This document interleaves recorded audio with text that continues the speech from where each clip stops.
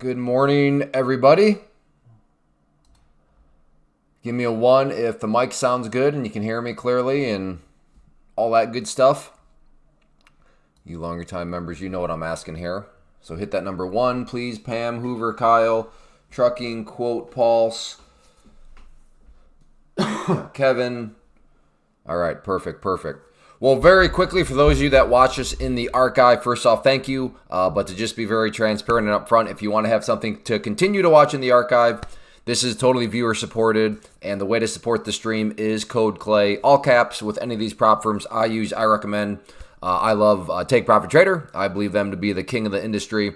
But I do understand that there's many strategies. Everybody's at different stages of their journey. So maybe you're looking to trade multiple prop firms. But either way, these are all the prop firms that I have a code with. So using code CLAY gives you whatever their current promotion is. So you save money, you help support a stream that you like, and it's a win-win for everybody. So for those of you that have used code CLAY and continue to use it, thank you very much. I really appreciate it. It makes a difference. And I also, thank you for consideration in potentially using it at some point in the future. So thank you.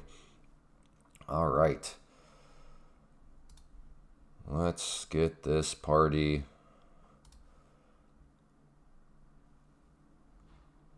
started. All right, well, good morning. It is, today is Thursday. Yesterday I said it was Thursday, but today it is April 30th, Thursday. The year is 2026, and we have had, I don't hear anybody say, man, the market's not really moving today. Today has been quite the eventful day, so hopefully you're all managing it well. Knife catchers probably got destroyed this morning. If anybody chased shorts, you probably got rewarded, but it has been very eventful. So hopefully you're all off and safe today. I will say I think today is one of those days where if you did cook an account, you might be the rule and not the exception. So today has had some big moves. All right, let's see. Maybe a trade here. Just a second. So I was visually just noting. Okay, yeah, here we go. So if it wants to come back down here, I'm going to try a short. Just essentially looking if this is the start of like a new sideways range. Just trying to short the top of the range. Well, now it's pushed up through. Could still maybe just be a bit of a fake breakout through there.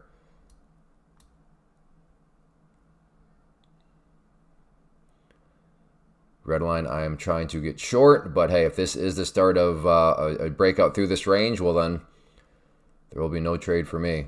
And as of now, that's looking like it was. So, all right, well, I'm glad I waited for confirmation, just went short.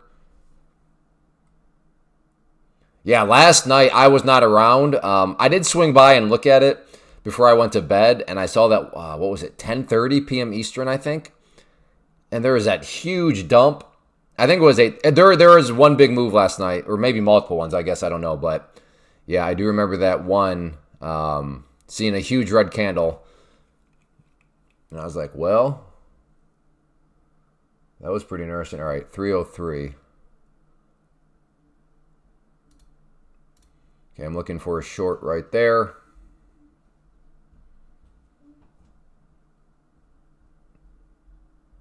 Just double checking, making sure. So you're looking for a short at that red line. This is more so based off the 5-minute. The 5-minute has the 21 EMA right up around that area. Hey, good morning, the Vossen. No, 9 p.m. Eastern. No, Abel, you got to learn. I know you're over in the UK, but your times are all out of whack. No, I assure you those stocks were not giving their earnings at 9 p.m. Eastern, my friend. It was 4 o'clock Eastern when those stocks were releasing those things. We got to work on your time conversions, brother. I'm going to try the purple line instead. All right, looking for a short. Yeah, there you go. 4 p.m. That checks out. Good morning, JJ. Morning, Maggie. Harge. Good morning. Good morning, Raven. I'm $200 away from blowing my eval. Should I just blow it? Well, no, you shouldn't blow it. Like, don't intentionally blow it, but like if you want to get super aggressive where it's either you make a comeback or you blow it, then yeah, maybe that's what you meant by that. But no, like, don't just go out there like, I'm just going to blow this thing. Like, well, no, try to make a comeback. Hey, good morning, Brad. Maybe that's what you meant the whole time. Should I just really get aggressive? Yeah. I mean, I wouldn't blame you there.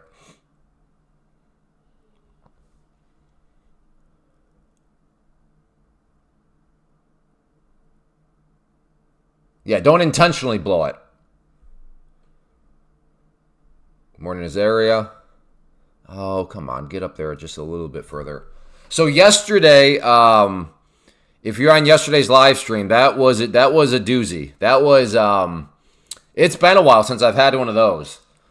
But I don't know but I posted on YouTube just to give an update. But I actually closed a little green on the day. I took an NQ trade after the stream. Nothing really fancy. It was just a breakout that actually broke out some more. And because it was NQ, things add up quicker. And I ultimately kind of put myself back-to-back good trades because I ended the stream, if you watched yesterday's, on a good solid trade. Yeah, I wish it would have gone a little bit more in my favor. But I took a good solid chunk out of the red on stream for my final trade. And then, just took another trade on the NQ and ended up getting slightly back to green. So yesterday was I'm really gonna try my best to not have that happen.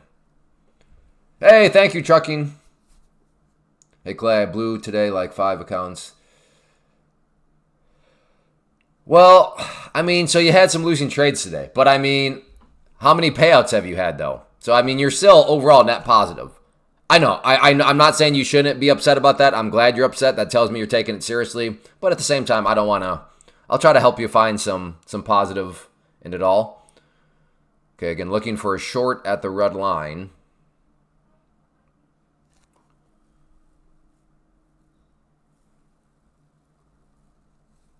I was and it really just goes to show how many losing trades that I have yesterday. I don't even want to think about how many losing trades I had. Yet, let me put it this way. I had way less winners than I had losers yesterday. Yet, I was actually still able to close slightly green. And that is, am I always perfect at risk management? No. But that is the power of risk management.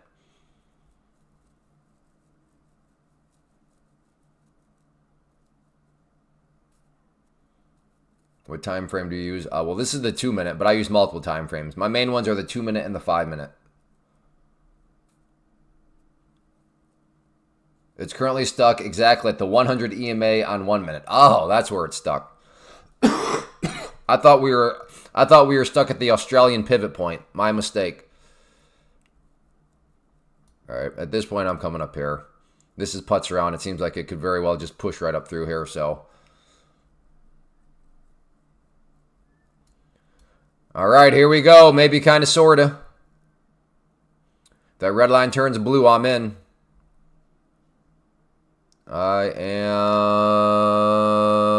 am getting close to getting in. Just come up a little bit more, please.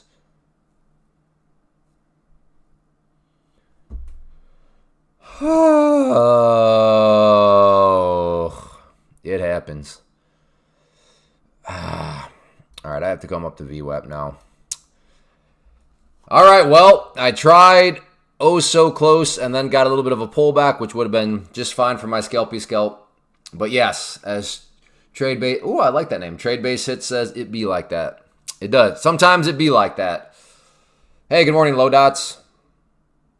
All right, we'll try again at the VWAP up there, which is that dotted yellow line. This orange line here, by the way, was the previous session close. I suppose I can get rid of this level down here as the chart doesn't seem to care about it anymore.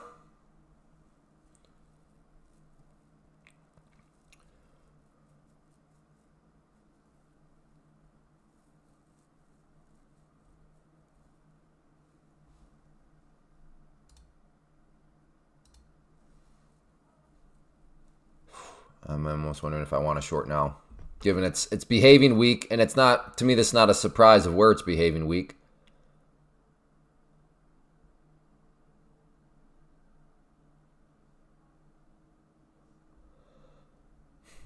I should probably stick up. Yeah, stick up with my original plan.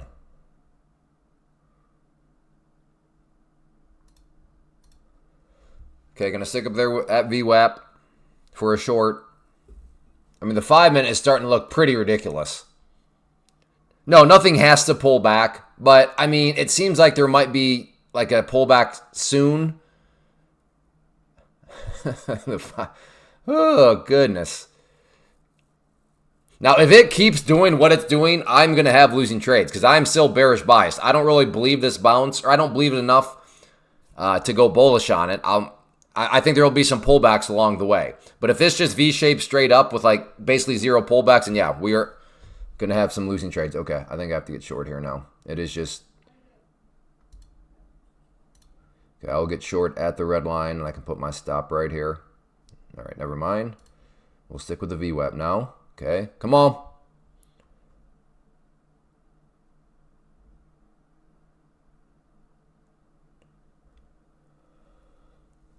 Again, if that red line turns blue, that means I have been filled. Well, the market dumped without pullback for almost 300 points. Right, and that's why that's considered a crazy move. It's considered crazy because that's not the norm. So I'm assuming not the norm will happen where this thing just goes straight up without any pullbacks. So yes, my assumption is a crazy move will not continue to happen. But yes, I'm well aware crazy moves can happen. I'm just saying crazy moves are rare. In fact, that's what makes them crazy is because they are rare. Okay, here we go. I'm in, and right now, did not care a whole lot about VWAP, but let's see if we can get a little bit more of a, come on. Come on, come on, come on, come on. All right, there we go. Little $55 scalpy scalp to get my feet wet. I just need to get my beak wet a little bit, you know? Might hop back in short here. Hey, Pinko. Seeing all forming what looks like a bear flag. What time frame you talking about, Johnny? I just made back the crazy loss. I made it at the opening. Good job. Nice comeback. Yeah, someone that mostly plays pullbacks. It was just one of those days. Went down 1K, made it back. Good job.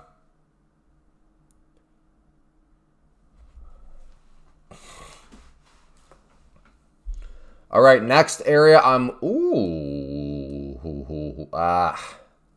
look at this 5-minute. This is kind of like, I don't even know.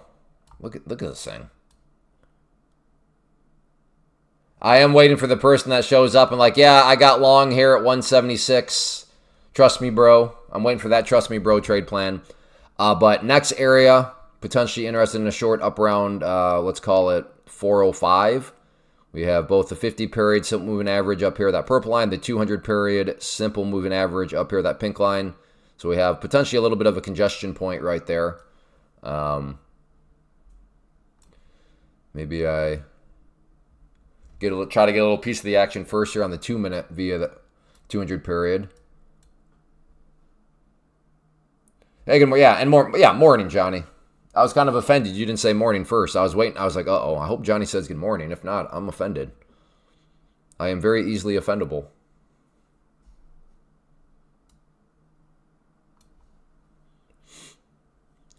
All right.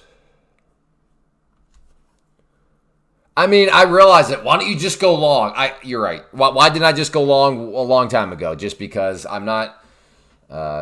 this 5-minute right now is pretty bonkers. Up 500, down 500, down, up 500.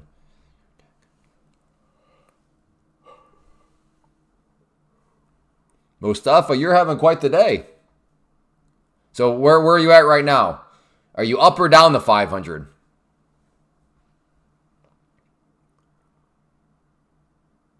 Which I guess, now that I think about it, so you're having $1,000 swings then, right?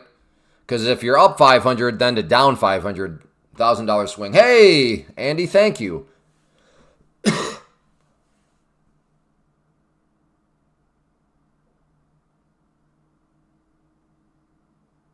Hey, thank you, Andy. Some of you are oh so kind. But good, I'm glad the Racehorse model, you're finding success with that. Fantastic. Love to see it. And very, very kind of you.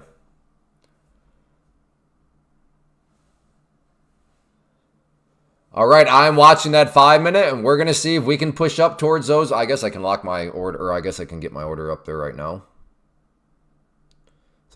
Let's go right there. So there's my next short entry.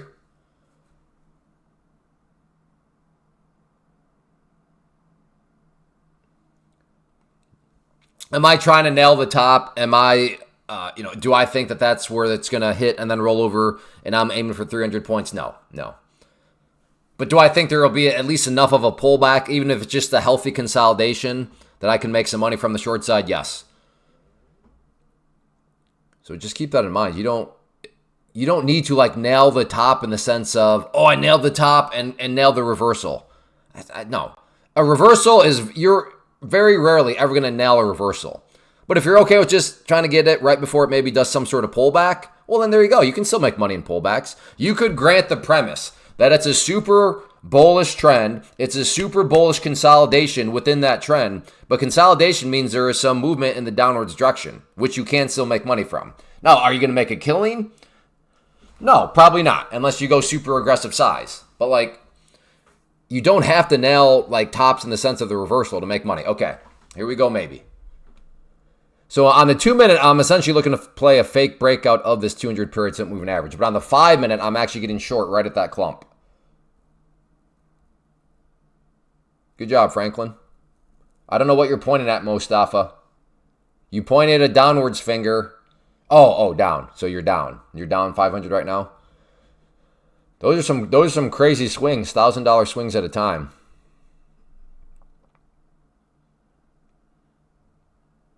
Well, I guess if that's your cycle, let us know your next trade because it should be a $1,000 winner to bring you back up 500. Okay, here we go, maybe. What a 5-minute.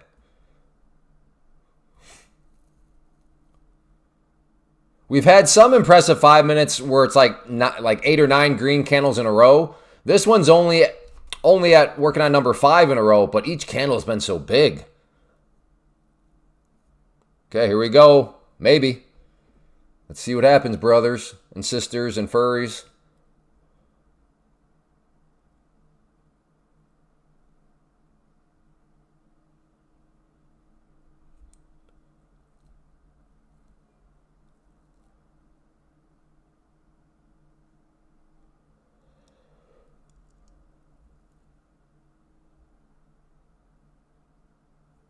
Just a little bit more.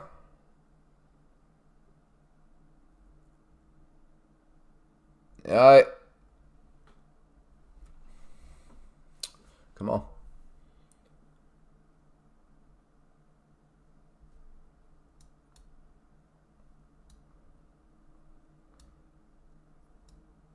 Well, you guys saw it. It got like super close and then pulled back. So I don't like for it to get that close and then just kind of hover right below.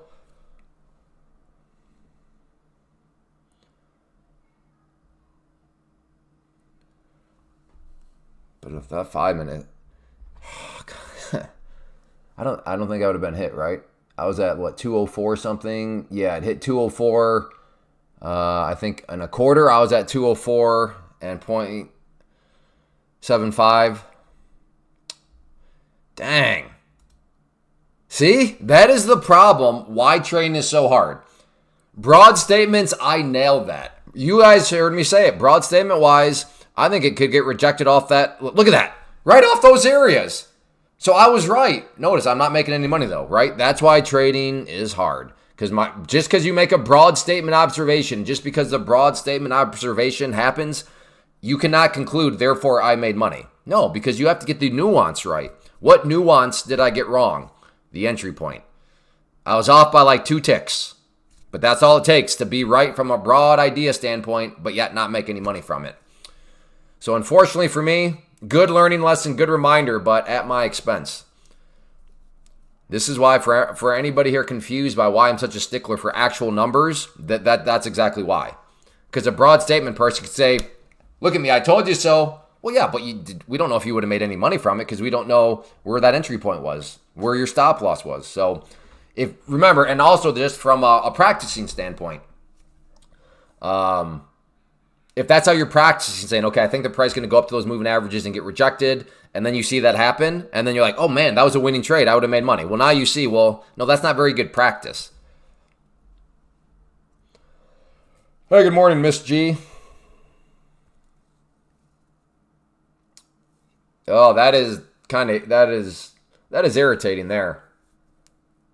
I'm not saying I would have been looking at scalp anyway, so I'm not saying I'd still be holding and I just left 40 points. I'm not saying anything like that, but still, just a couple of ticks away.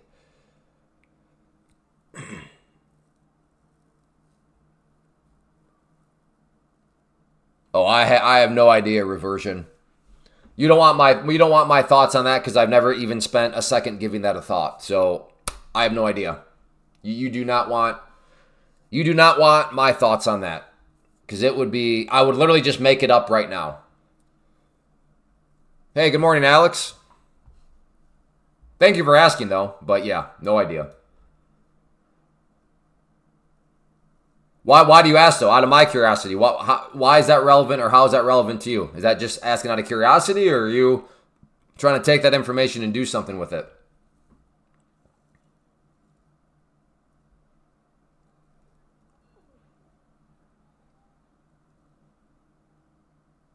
Well, I mean, I don't know, Papacito. If you're doing the racehorse model, then yeah, you should always have evals in the works at all times. The racehorse model is now let's get some racehorses, aka past accounts, and let's just forget about getting new past accounts. That's not the racehorse model. So if you are doing the racehorse model, then yeah, absolutely. In fact, you should have had evals going this entire time, so you don't find yourself in the situation you are. Like, even if the goal is I want to build my racehorse stable up to 5, and then I want to start trading with some of them, even then you should, I'm not saying you don't have as many tests going, but you should still have at least a test going. So you are continually just loading up in the stable and you're continually building.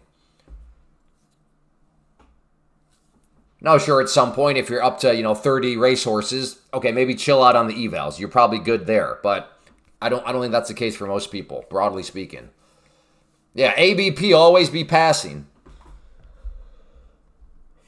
All right, well, interesting pullback here to the VWAP. This move still feels so overextended, especially on the 5-minute, but it's strong. I blew today, only evals, not funded. I only have one fund, 25, 3 Bro Pro. Like I said, Bob, see, it's just a question of if you are doing the racehorse model, then yeah, you should get more horses in training. Yeah, starting to wonder about a sell in May coming. Oh, I don't know. I'm day trading here, so if a sell in May shows up, okay. Now I do understand if maybe like you're a swing trader or investor, maybe you care about some sort of kind of broader idea such as sell in May. But I mean, right now I'm looking at the 2-minute time frame, so I don't really care about any of those longer term ideas. Again, I'm not saying you're wrong. We just may be doing a couple different strategies.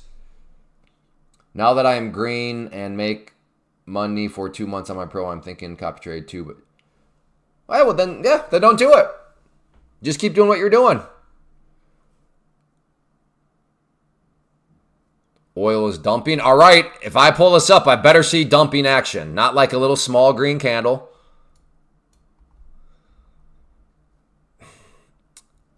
Okay. Is this a dump? I don't know. It's worth noting. We'll put it that way. Worth noting. Dumping is a very subjective term. Unless you eat Mexican food.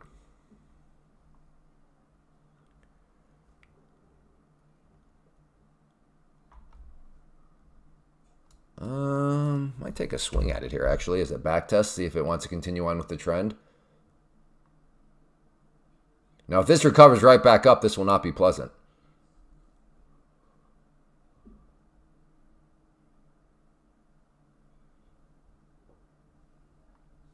Ooh.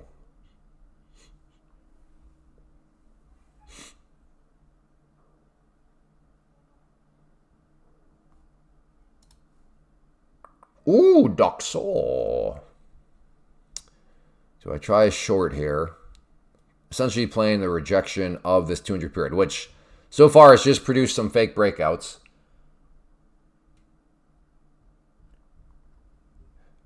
Okay, yeah, I could see how the question might be relevant to swing trading stocks, but yeah, if you're day trading futures, then if there is a sell-off in May, well, then I guess we're going to see a downtrend for the month of May, and we'll just take it.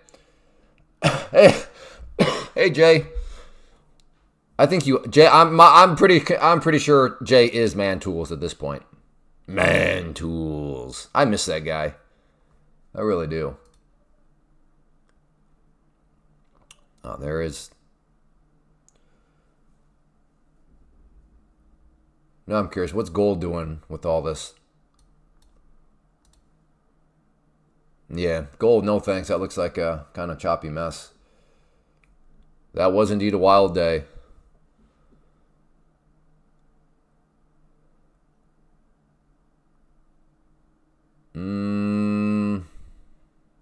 We were once getting on the 5 and basically right at those moving averages.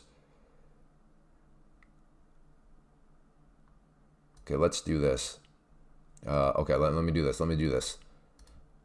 Oh, I was too late. Too late on it.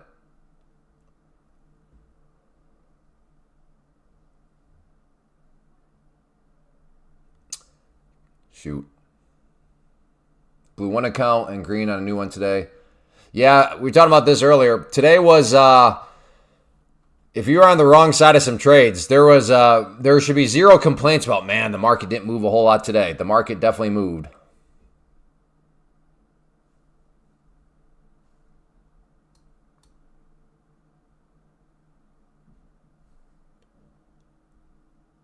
Where are we on?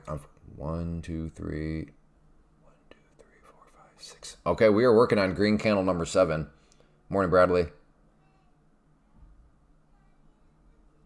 I took some shorts earlier. I had to break even and 1 loss. Hey, sounds like some good risk management.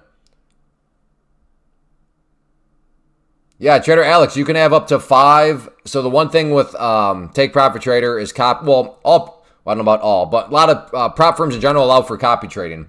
So you could have up to 5 pro accounts and then copy trade. And what that means is if you have 5 accounts, so if you take one trade on account number 1 and let's say you make $200 on it, and then you copy trade it to your other 5 accounts, so down to account number 5, well, that means this trade here also happened 4 more times for a total of 5. So sure, you only made one trade for $200, but because you copied it to your 4 other accounts, then you actually walk away with $1,000 because that one $200 trade happened 5 times because you copied it. So yes, there can be very, very explosive growth with prop firms. Now, of course, if you go into moron mode and then you copy the trade, you're copy trading moron mode to those other accounts too. So it's a give and take there. But yes, you can have up to 5 pro accounts, which is why I always say if you are looking to eventually get out there and copy trade 20, 30, 40 accounts, you will need to expand beyond Take Profit Trader. But at that point, when you get to 5 pro accounts with Take Profit Trader, I would no longer consider you a beginner prop firm trader. So at that point, you know what to look for, you know what kind of rules would matter, would not matter, etc. So at that point, the way I envision things, then yeah, you have several other prop firms to look at, and you won't be nearly as overwhelmed because you are experienced at this point.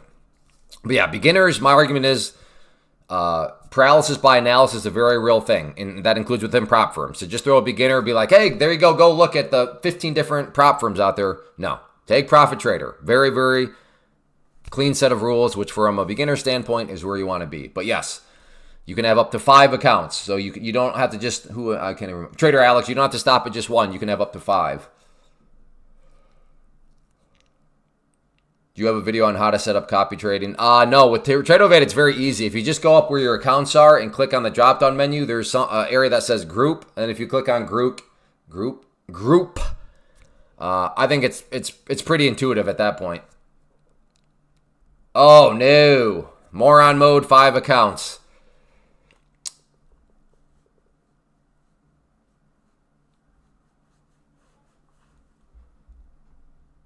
Never seen, tried many.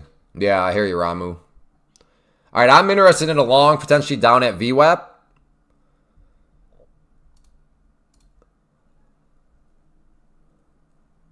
Jay, why do I get the creepy feeling that you're looking to just puppet me right now? Jay, I feel like I'm training right now, and you have a ladder up the side of my house, and you're peering in my window. Hey, Clay, are you doing long or short right now? What's puppet mean? It means I am doing all the thinking for you. Like you're not actually, like you're just trying to copy what I'm doing.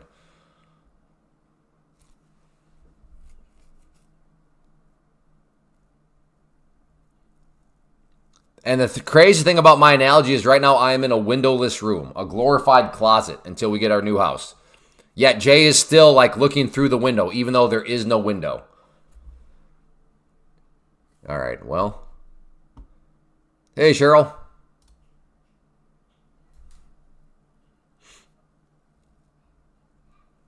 Yeah, maybe Jay's in my closet, but there is no closet. Again, I am already in the closet. Well, you kind of diverted, Jay. Are you asking those questions because you're looking to just simply puppet trade me?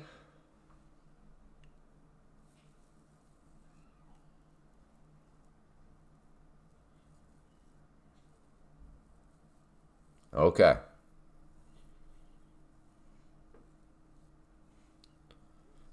Good. I'm glad to hear that. I ain't got time for people that are too lazy to think for themselves. I want this room filled with independent thinkers. No, sure, if you want to consider what I'm saying, no problem. But there's a big difference between considering what somebody's saying and blindly following what somebody's saying.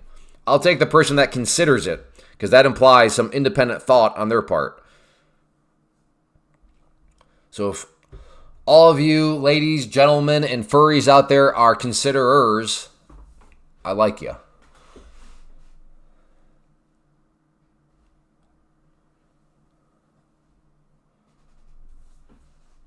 This I have not familiar with that one. Glad I can tune in today. Hey, Lauren, good to see you. Good, Jay. That's an attitude that I like to see. Good, Jay. That's better, brother. That's what I wanted to hear. Like, there is no greater compliment that a student of my mentorship could give me other than, Clay, shut your mouth. I don't care what you have to say, because I know how to do it myself. I'm like standing ovation type stuff. When somebody goes through the mentorship and then tells me to shut my mouth, I don't need you. I don't need your thoughts. I can think for myself, brother. Yeah, it's like the tears just come pouring out of my eyes. Glad I bought 2 new accounts and made. All right, Papacito. Wait, Papacito, didn't you? Was it you yesterday that said you bought an account with Alpha? Or was that somebody else, Papacito?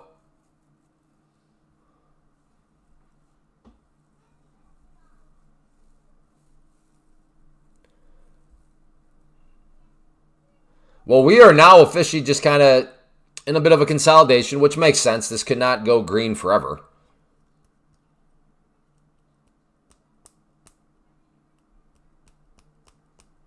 That's right, Todd. I'll see what I can cook up today. I'll see it, but it's just got to be organic. You can't script out the entertainment, or else it probably would come across as just totally fake.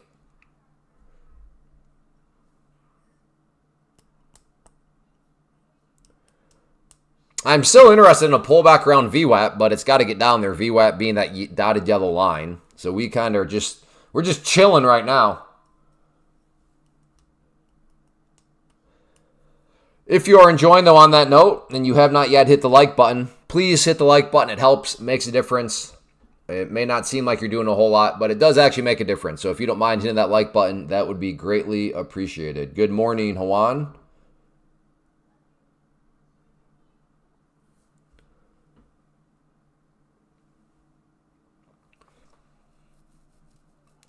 I don't remember the economic count. Is there anything that we need to remind each other of? Do we have any bond auctions or anything like that today?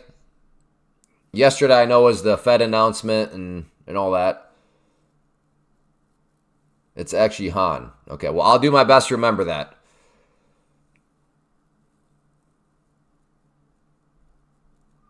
But I make no promises. There's a lot of names that show up that I...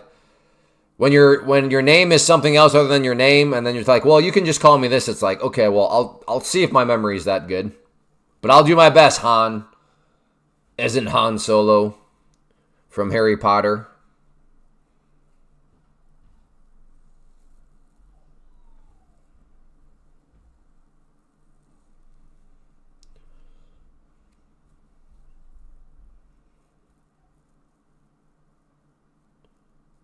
Or Han from Fast and Furious? Yeah, I could never get into those movies. All right, that first hour and...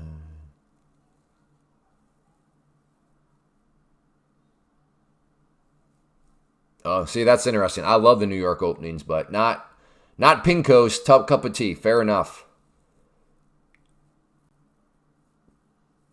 Morning, Eric.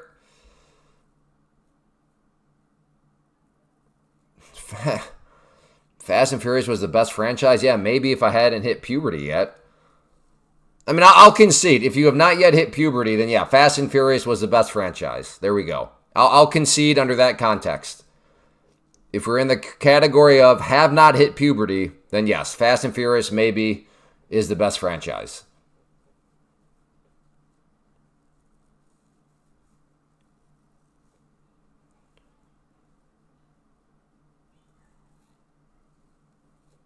Are you trying to call? No. I'm questioning whether or not you've hit puberty. That's what I'm questioning, Han. I'm questioning if you have any hair under your armpits.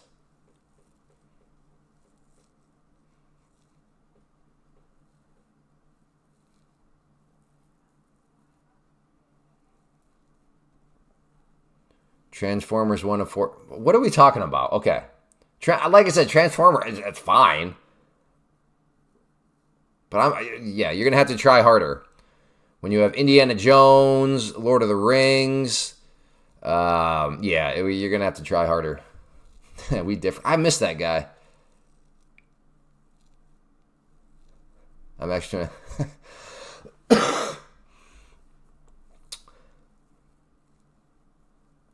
I don't know. Star Wars. Yeah, how did I forget Star Wars? Whoops. Some might say Back to the Future. I think those ones are a little overrated.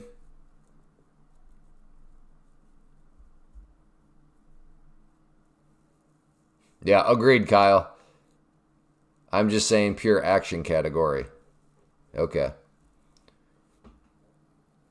Pure action category, I don't know. That might be Rambo.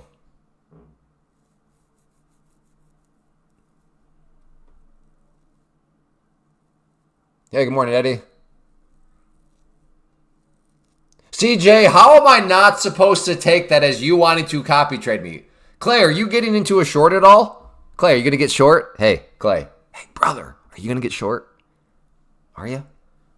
For somebody that just does their own thing, man, I don't know, man. Whew. Dude, I do my own thing. But hey, Clay, are you thinking about getting short, brother? Hey, Clay, you thinking about getting short? Hey, no, I do my own thing. You say, brother, hey, brother, you about to get short?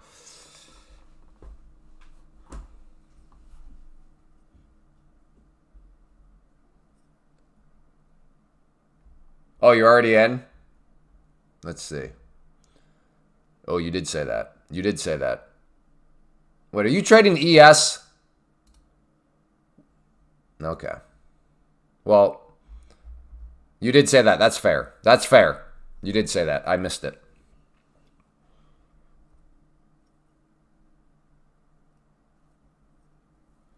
Yeah. He's looking for that. So maybe you do your own thing. Okay, there you go. John got the point of distinction.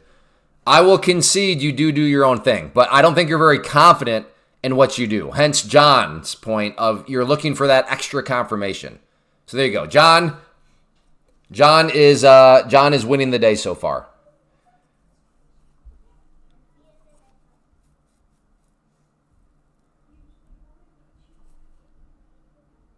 No, I was just asking what you were doing today for yourself. Well, dude, what do you mean today? You've been here before. You know that I could be short 7 times and long, 15 times. I don't know. It sounds like you need a man for confirmation. That's what it sounds like.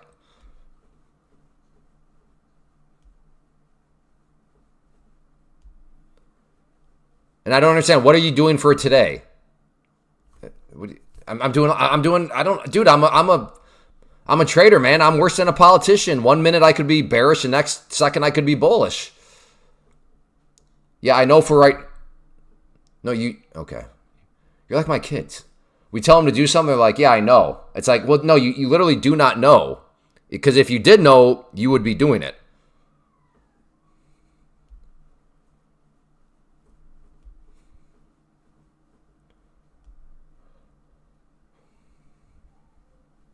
Okay, so that's point of confusion. We're all squared away. We're all squared away. Are you sure you're not man tools, Jay? Are you sure you're not man tools? If you are, that's okay. You're not going to be... Man tools never got banned.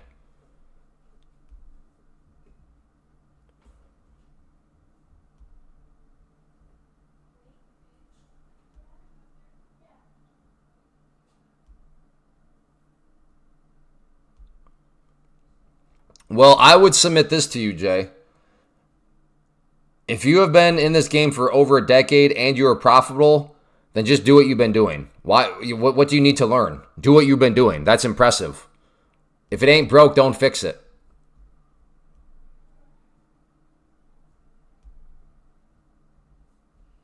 Like, I don't want to come across as like cocky, but like I'm not. I kind of got my trading stuff. I got what I'm looking to do, but I'm not really looking to like learn, like, because if it ain't broke, don't fix it type thing,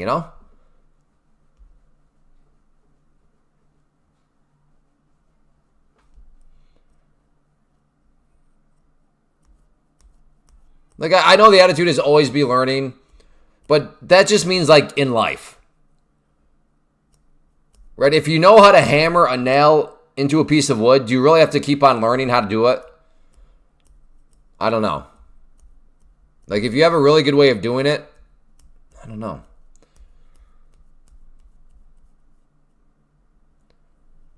Curious why you chose the 2 minute rather than the 1 minute, 3 minute, or 5 minute. Well, what reversion, which time frame do you use? I promise I'm answering your question by asking you this question. All right, I think we might be getting a breakout. We've had a big old consolidation on the 5 minute. A lot of lower shadows, and this thing's maybe kind of sort of starting to show some strength. Let me just show this on the 5 minute real quick so you can kind of see what I'm seeing. So big move up, consolidate. Now, it's not a shock where it's consolidating, right? I pointed out these moving averages ahead of time. So not a shock at all that it's consolidating right around here. But I like all these lower shadows.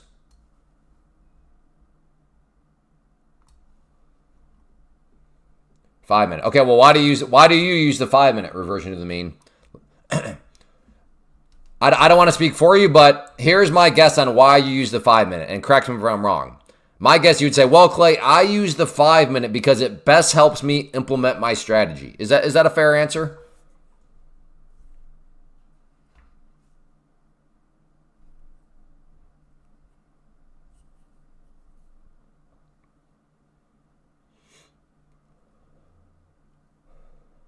Long from 400 for the last 20. Ooh, yeah.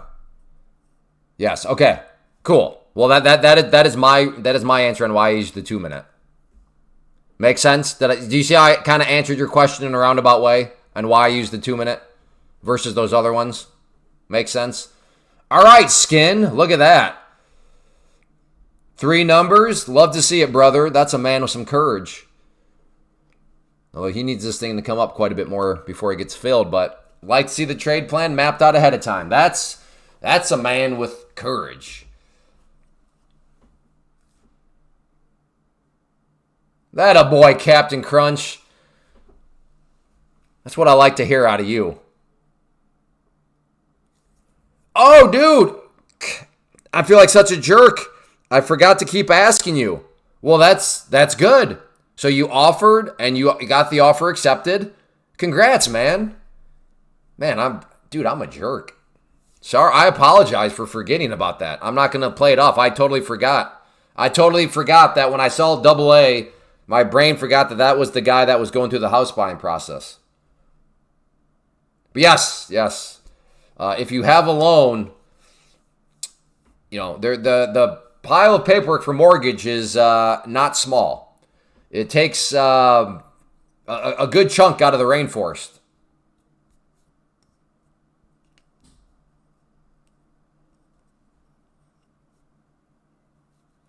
Cool, Eric.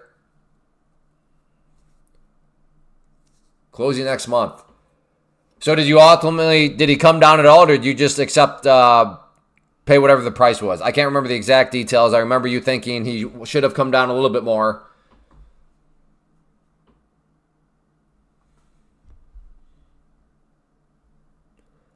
Welcome to the American dream. Now you have to work the rest of your life. You're going to have to explain that one, Todd. What would the alternative be? I think I'm misunderstanding because in my mind, I'm like, well, wait a second. Let's just say he chooses to rent. Wouldn't that also mean he has to work the rest of his life?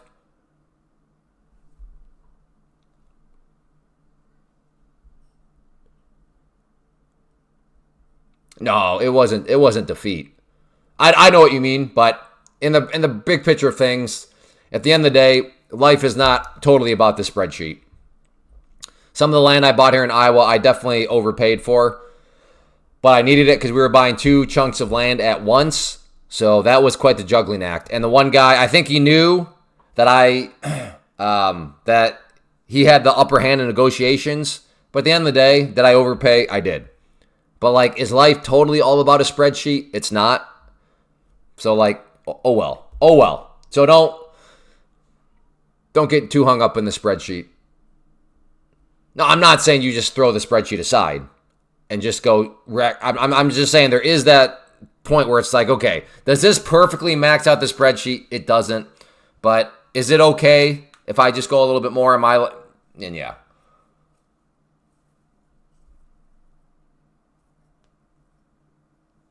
Good job, Papacito.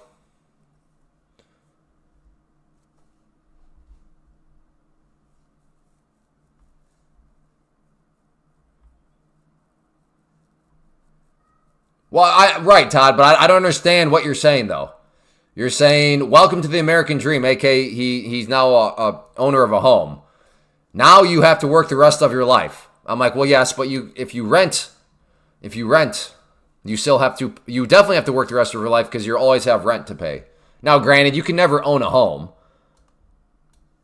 It is impossible to fully own a home because there are these 2 things called homeowner insurance and property taxes that you'll always have to pay.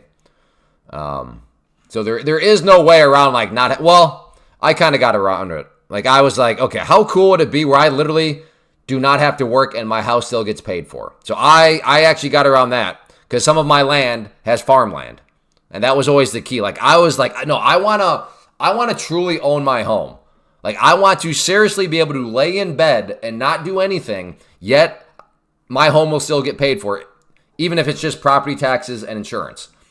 And I'm able to do that because I have farmland and I rent that farmland out, and the money I get, cash flows, everything else. So, but yes, there might be other ways to do it. There might be other ways to pull that off. But yes, at the end of the day, because of those pesky property taxes and insurance, you can never actually own a home.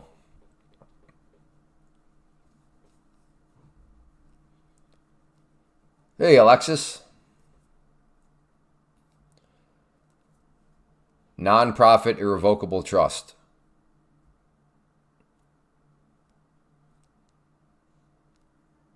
Yeah, I don't know what that has to do with not.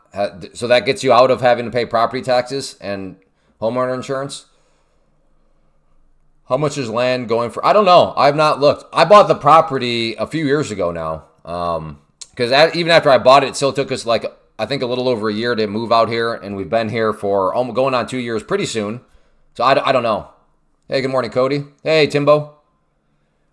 No, I don't think property tax. Well, we've had the discussion before, but I wouldn't say property tax is a scam because that's what pays for stuff. So like, if you want to get rid of property tax, that's fine. I'm not, but like, okay, well then what is your proposal to pay for firemen and police and all that sort of stuff? And we've had this discussion. Some of you had said, well, just put that into a sales tax. Okay. I'm fine. I'm just saying, like, you're still paying it. You're just going to be paying with higher sales tax. Unless you want to privatize it all. But that I don't know how you privatize it all, because, like, let's say, okay, well, you pay, like, I don't know, the fire companies are now privatized. So you just pay if you want. Well, what happens if you're building your house next to somebody that doesn't pay for the fire people, and then their house catches on fire? You're kind of screwed, right? Because your house is going to catch on fire because they didn't pay. Like, they don't have anybody to call. So, like, I don't know. You can't quite privatize it all either. But no, so I would not call property taxes a scam. I am not on that boat, because I kind of like knowing that if something catches on fire, even if it's just my neighbor's house, somebody will come and put out that fire, ideally before my house catches on fire.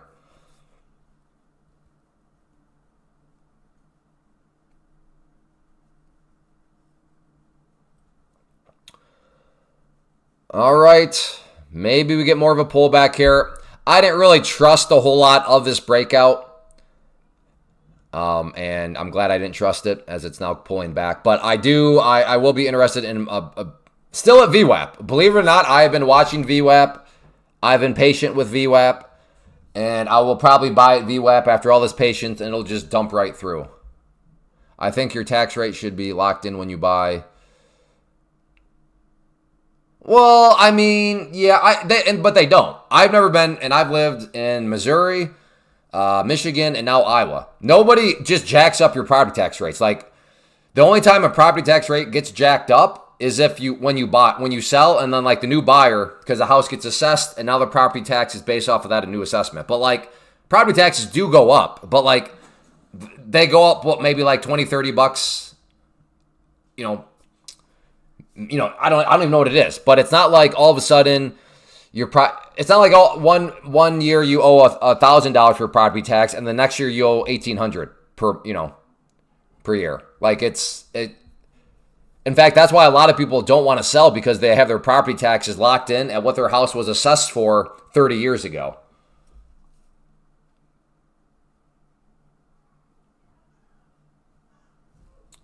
In Nashville, this guy was on the news. His rate went from, I mean, maybe. But are we talking outliers here? Or is that like the universal trend in Nashville?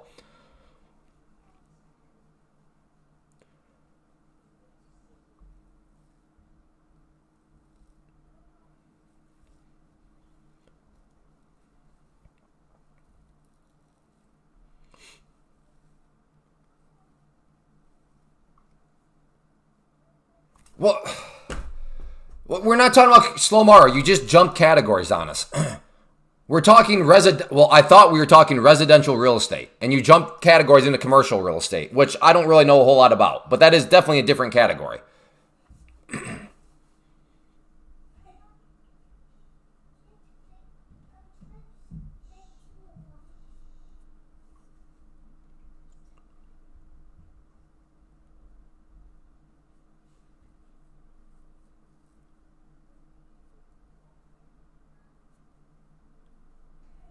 Okay, well, I have not seen anybody. I'd be curious, though. Like, drop me an email. Like, show me somebody's where all of a sudden, from one year to the next, they all of a sudden can't afford their house because their property taxes just skyrocketed. Again, I'm not saying they can't go up, but I've always... okay, here we go. Here we go. Maybe. Kinda. In theory. Does this guy ever trade? I do. We're just, sometimes we shoot the breeze about other stuff while we wait for a trade. Okay, come on down. Please don't just dump. I've been so patient. Don't give patience a bad name. You give patience a bad name.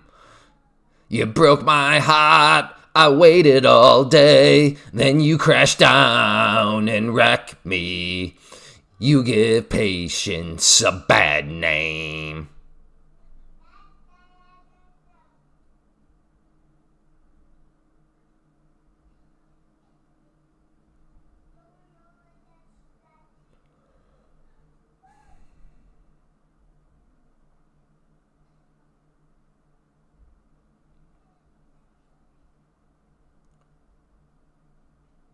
Yeah, well, how long did they own that property? Still Morrow 60 years or what?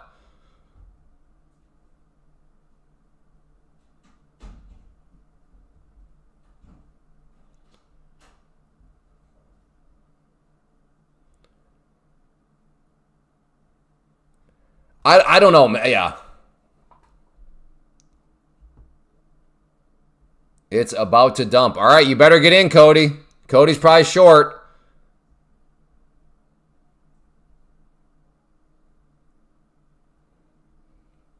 Guess, Timbo. I'll tell you what year I was born because I've already said my age.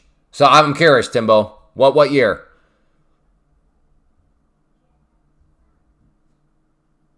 Based on this music selection.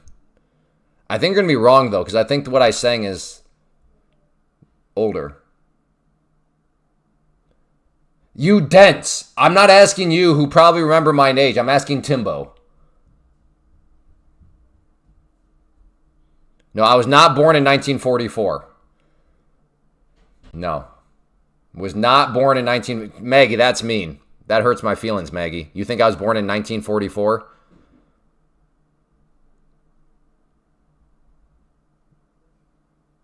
You're going to say 89. 83. I might just end the live stream. Maggie just hurt my feelings. She says I look like I was born in 1944. Dang, Maggie. Maggie is mean. Goodness. She just cooked me. She just put me on a pellet smoker and threw in some cherry pellets and put me on super smoke mode on 225 and lit that match. Clay Traegers don't have, or pellet grills don't have. Okay, I'm trying to get long at the green line, but right now I don't even know if I'm thinking straight. My feelings are so hurt from Maggie. Okay, I'm in. If this is a losing trade, I'm blaming Maggie for hurting my feelings and corrupting my thought process ability. But if I'm right, I'm taking full credit. Do you see what I did there? Come on, bounce, brother.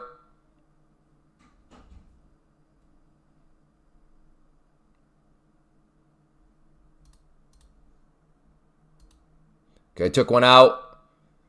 Managed my risk a little bit. Took another one out. Okay, let's make sure this is now officially a green trade. So let's see if this thing wants to keep on moving. Put my next target up there. So there we go. This will be a green trade. Just trying to figure out if this thing wants to get a bounce in.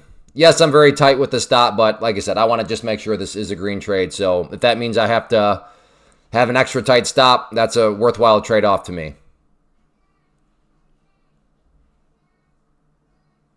I asked Timbo what year does he think I was born in based on the song that I was singing. All right, stopped out.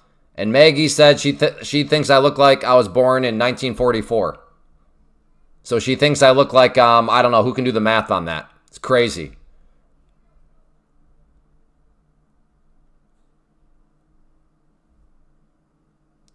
Wait, Cody, am I paint sniffing? I think it's long. When it like 7 seconds ago, you were saying this was about to dump, Cody? Or do I have you or am I like, do I have a Sharpie marker uncapped somewhere on my desk? I do not use anchored VWAP. Exactly. There is no one to blame but Maggie.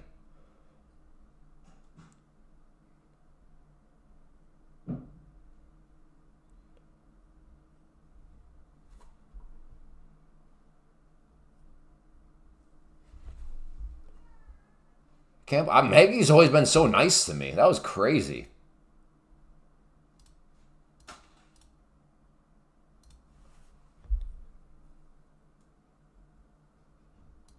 I made money. Maggie, I made money. I made money. So I'm taking full credit. It was because of my vast genius that I made money on that last trade. I only had you set up in case it was a losing trade.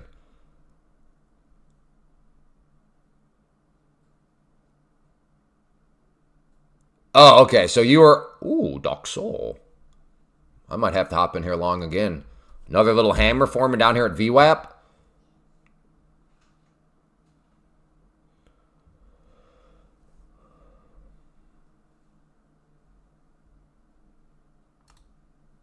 Okay, I'm long. It's hard not to like these little hammers right here at VWAP.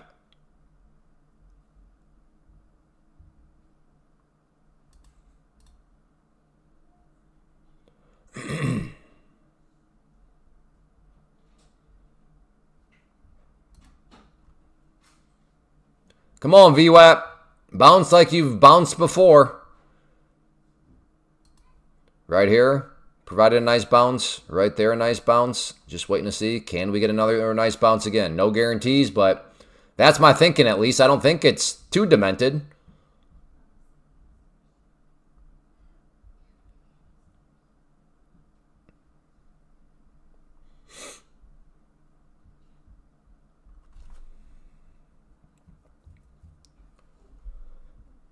But, I mean, you really can't ask for anything better. Couple of hammer candles right at a spot that has bounced before, and that spot happens to be VWAP.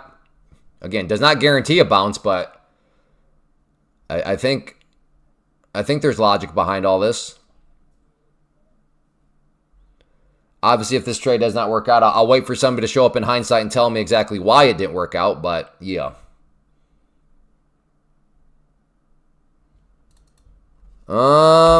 Do I add if it comes back up now?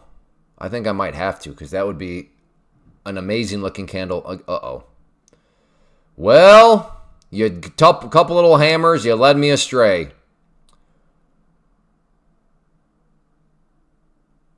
Wow. I'm definitely holding this longer than I should have, but I know I have some wiggle room on the day.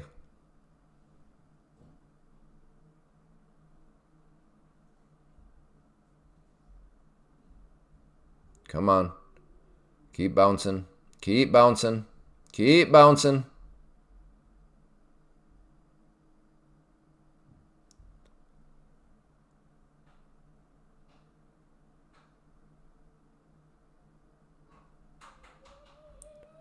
Come on.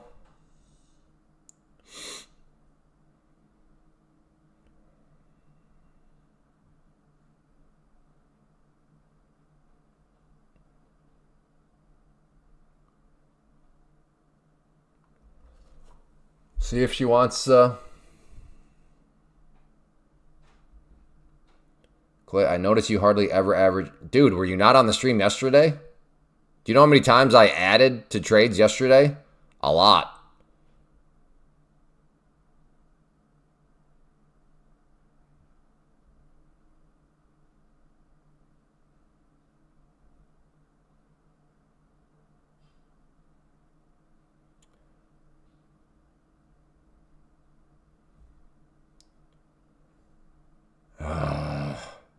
The 5 minutes just had so many interesting levels that I don't want to get stopped right when it...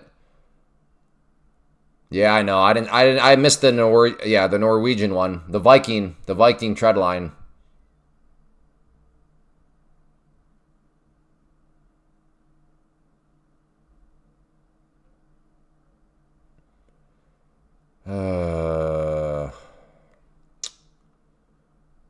Yep. This is my last...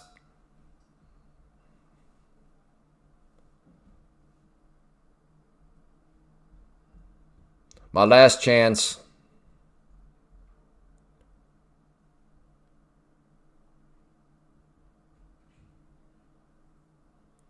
All right, I'm out. Well, that wasn't fun.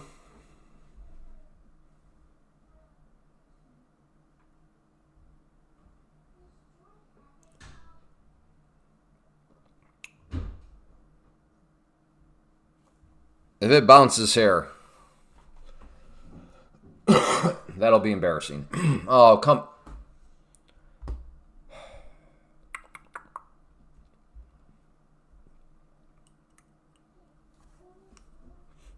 You got, come, dude.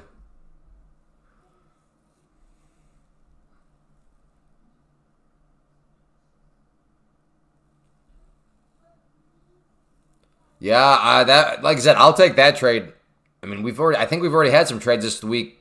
I'm not, obviously not the exact same, but very similar to that premise. Pull back to the VWAP, you start to get some hammer candles, some nice moves up. And I just couldn't sit through the storm any longer. When it violated down through the previous session close, you got to be kidding me. Well, Clay, you should have given it more room. I guess. But you're only saying that because you see what happened. Had the thing dumped and I gave it more room, you'd be saying, why did you give it so much room? So, yeah. Yeah, this one is definitely Maggie's fault.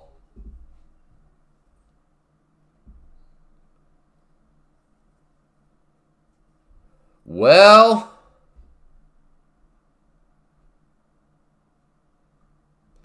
that is irritating.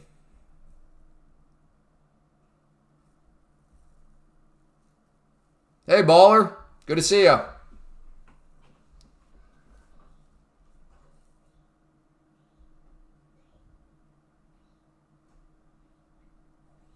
Man, I think I'd be close. I don't even remember where my entry was. I think I'd be close to break even, or would I be green? So this is officially one. I've had plenty where the stop loss feels good. You're like, oh man, I would have been wrecked had I not stopped out. This is one of these where the stop loss does not feel good. Feels like a stop loss is a scam on these ones.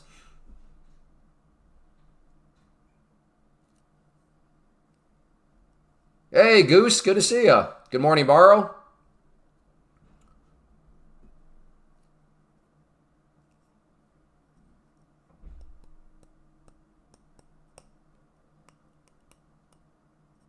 Hey, thank you, Goose. I appreciate that. Thank you for feeding some hungry kids. Goose just used code Clay. All caps, fed some hungry children.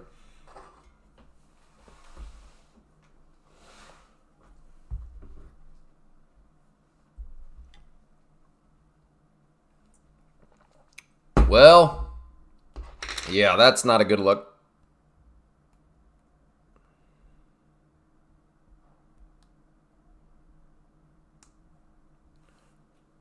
Dude, just stop bouncing.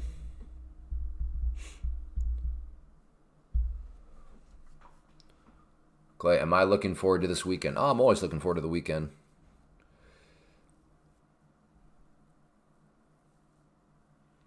I don't know if we have any plans. Oh, next week, though, I'm excited. Well, I think it'll be next week. But so it was funny. Yesterday, I showed up, went to check out the progress of the house build. And like the first thing, I walk up and a couple of guys are like, what was that 2 p.m. Eastern today? What was that 2 p.m. Eastern today? I'm like, what are you guys talking about? Like, well, we on lunch, we were watching the live stream. And you kept talking about 2 p.m. Eastern. So anyways, that opened the door to some trading talk about, oh, well, that was a Fed announcement, blah, blah, blah. So I told him next time, hey, well, next lunch, so we were looking for Mark McNeely. His name was here before. But anyways, next week, I was like, hey, can I, because they're a good group. They're all a bunch of brothers. Fun to hang out with. And it's all, it'd be fun to hang out, but also I think it'd be cool to say I played like a small role in building our house. So I was like, hey, can I come like next time you guys are out here and just like, I don't have any skill. Like you could not tell me, hey, Clay, go frame that wall. But if you're like, hey, Clay, go pick that stuff up. Or hey, Clay, go grab that hammer over there for me. I'm like, I can do that stuff. I can be a donkey. I'm already a baboon. So I can be a donkey. So anyways, next week, I'm going to put on the work boots and I'm going to go be a donkey. They're like, okay, yeah, no, we need somebody to yell at. And I'm like, I'm your man. I'm your man. So I'm excited to just be the mule. Be the mule of the crew next week. Maybe they'll even let me use the nail gun and do a couple things. As long as they tell me where to shoot. Anyone can do yeah, exactly. Well, I mean, it's not really demolition. It's a new build, so. But I can clean up like the cuts of wood and all that sort of stuff.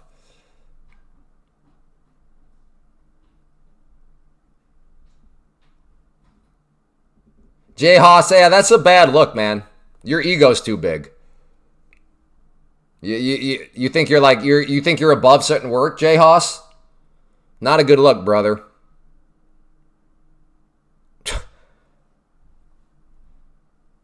No, but you're not. There is also there's a built-in worldview there. There's a built-in worldview. That is not a good look.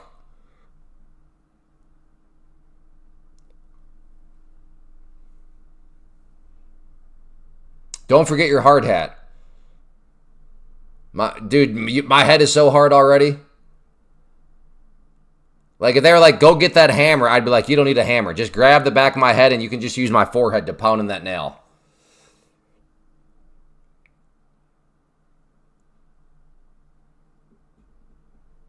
Okay, maybe, yeah. But when I hear demolition, I hear about like, okay, we are gutting this room. But maybe you're saying that too. Like on a new build, drywall's up, everything's up, and then you got to tear it all out. I do commercial. Yeah, I did roofing back in college, so I know my way around a roof a little bit. Granted, I was I was not full time. It was just during college summers, so they never let me like do the shingles. I would be the guy that feeds them the shingles, but no, I don't mind. I need to get outside. I need some blisters on these hands. They're getting all soft and beautiful. Sitting here pressing keys all day.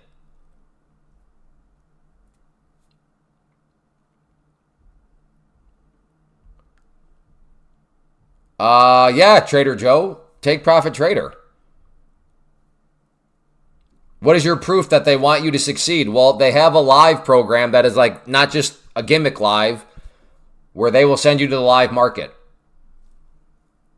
And in that situation, they still do get to keep 10%, which is good because everybody's incentives are aligned.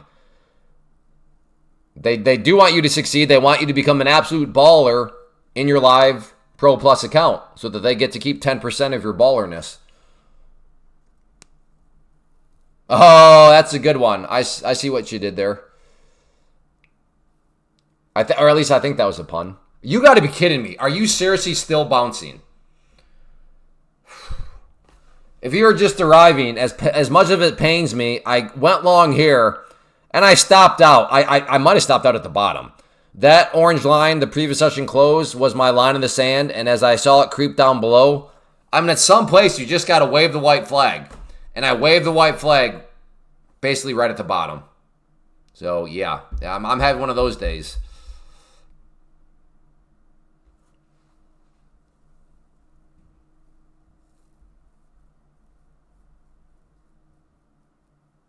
Yeah, I'm excited for it. I think they're done for this week, though, the concrete. Well, hopefully concrete, because they got to pour the wraparound porch and then the garage. And the framers want us out of the concrete skyway. So, and next week looks like it's supposed to be nice and sunny. So I'm gonna go get some calluses on my hands. Maybe need a tetanus shot because I step on a rusty nail. I'm looking forward to it. 15 and 30-year mortgage rates coming up at 12. Yeah, I don't know if the market cares about that or not. Hey, thank you, Michelle.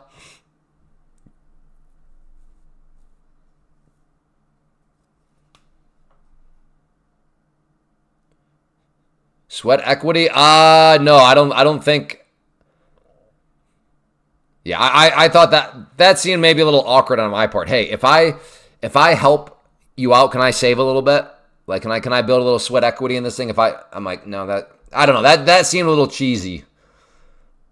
I'm just doing it to get outside, to hang out with the boys.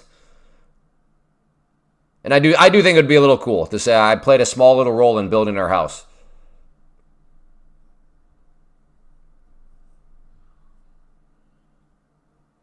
Blew my account now. Should have stayed at plus. Yeah, but was the plus 200? You're 200 away from blowing the account?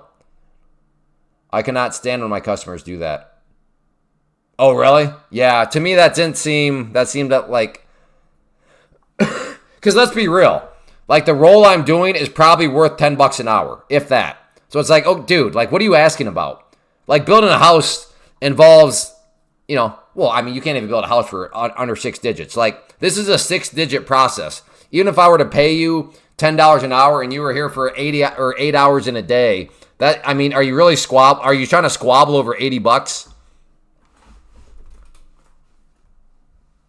Yeah, but I'm going to be here all week. Okay, so $80 times 5 is 400. So are you really squabbling over $400?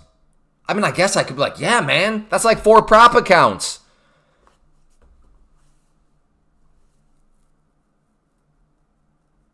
Yeah, and that's too. Yeah, that's kind of also my Rick is also if I just help out because he gave me an example. He's like because they were doing stairs yesterday, so he's like, yeah, do you see all those wood pieces? Like it'd be very helpful if like you could just go take those and throw them over in the burn pile. And I'm like, oh yeah, I can totally do stuff like that.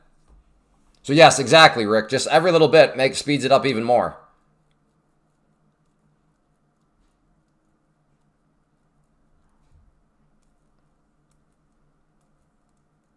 They can't make fun of me with me around? Yeah, that's true. Well, I mean, hopefully they just make fun of me to my face. That's fine. I was already giving them crap. One of them, they're having a problem with the nail gun. I'm like, where'd you get this guy? Like, Home Depot? So they're like, no, unfortunately, home. He was a youngest brother. Because they come from a family of, I think, 13 siblings. So, like, I think he was the youngest one. And, man, he was getting cooked up. Because I was trying to learn their names. And they're like, yeah, you can just call this one Barbara. So I still don't know his name. Even on the way home, my wife, Abby, she was having to refer to him as Barbara. Because we're like, oh, yeah, we literally don't know his name. Hey, Ambel. Was up 1K. That pump caused me to lose some gains. Still up 400, but geez, I got...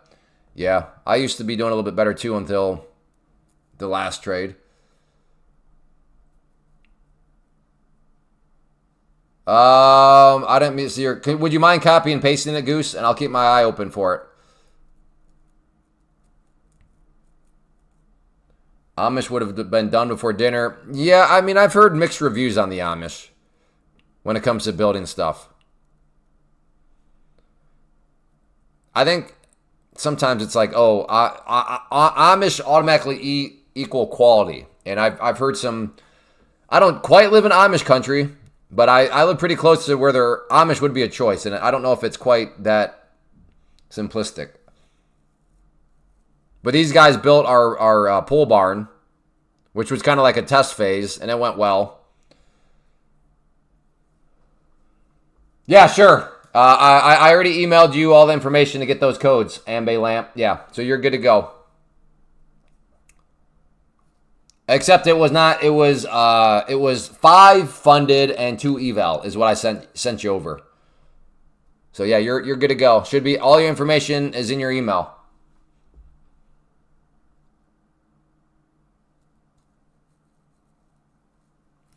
You are welcome. All right, I will try along down here.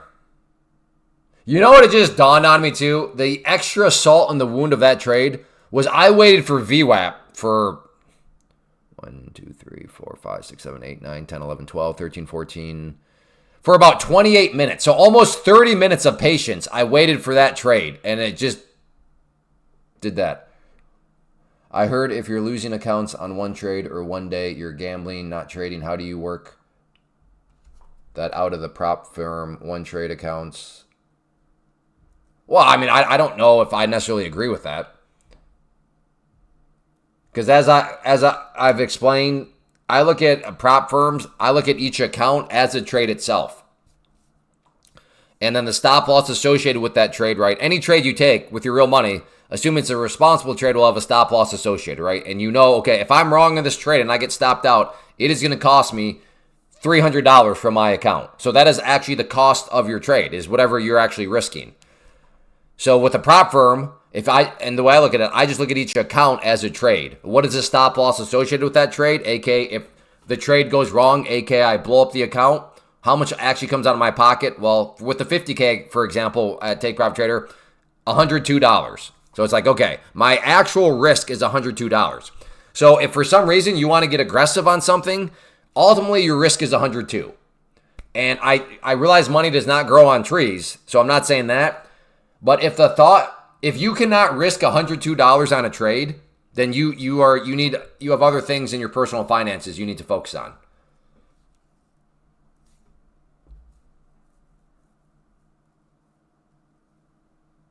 I want to get into trading. Okay, well, would you be able to set a stop loss of $100 on a trade? Meaning if you're wrong on that trade, you're going to lose $100. Is that okay? No, that would wreck me financially. Okay, well, you have some other things you need to focus on. But that is where the difference comes into play, and I'm still figuring it all out. There are different ways that you can go about prop firms because of the risk. The risk profile is different. Would I take some of the trades I take within the prop firm landscape if it were like all my funds loaded up in that account? Absolutely not.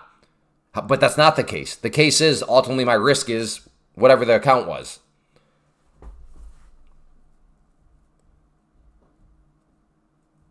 Which is why I can just shake my head when people are like, well, prop firms may not always be around, so you might as well learn to trade like a live account. It's like, yeah, but they are around, and they've been around. So I'm going to just keep trading prop firms as long as they're around. You know? I'm not going to start fighting battles that don't yet exist. I'm not going to start to try to, figure out stuff that does not need to be figured out because we have this. So I don't know if I answered your question, Goose, but there you go.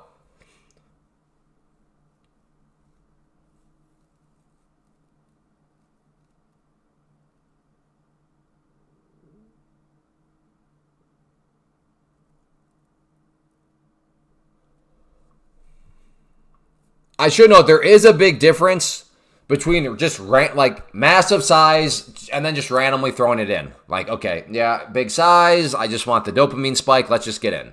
That's not what I'm saying. But if I don't have any problem if I see a setup I really, really like and loading up and going big, taking a big swing at it. Yeah, Clay, but going big is bad. Well, yeah, if you're in your own funds and if that trade goes wrong and it's your own funds, then I agree. Maybe you don't feel like losing $3,000 if it goes wrong because it's your own funds. But that's not the case in a prop firm. And on top of that, I've also put in the little caveat that it's a good setup too.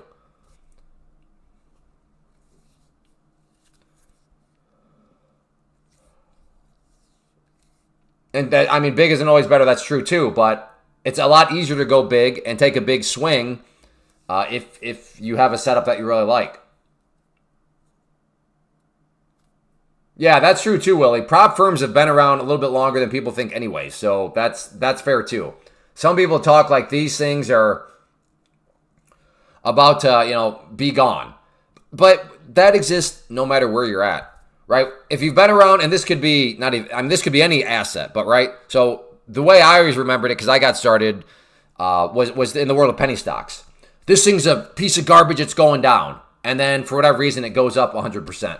This and the same person, man, they're diluting. It's bad. It's going to go down. And then for whatever reason, there's a pump going on. Who knows? It goes up even more. This thing is going to go down. And then it goes up more. And then eventually it does crash. And what does that person say? I told you so. It's like, that's true. But what about the other 18 times you were wrong? So yes, maybe prop firms do go away at some point. I don't know. But they have been around for years upon years upon years. And they're still here. Hey, Goose, thank you. That was very kind of you.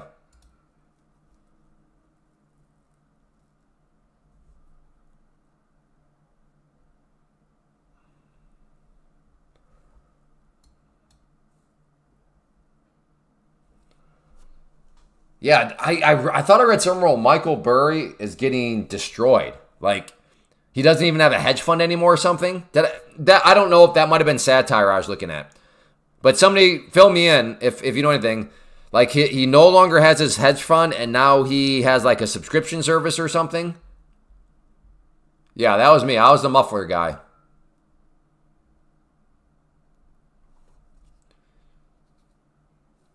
He just has, okay, that's what it was. So he has a blog now, but he doesn't have a hedge fund or anything like that anymore. Because that dude has been getting wrecked over and over again. I know he got famous for the real estate thing, but yeah.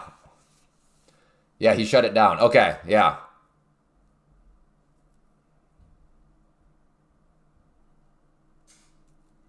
He chose to get out of his hedge fund because he's sick of having to justify his moves.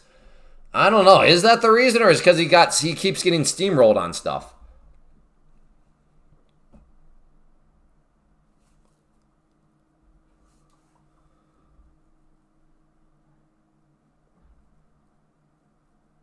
Maybe that's why, but I do think it's equally as plausible that the actual reason why is because people are like, no, I'm pulling my money. You keep having bad ideas.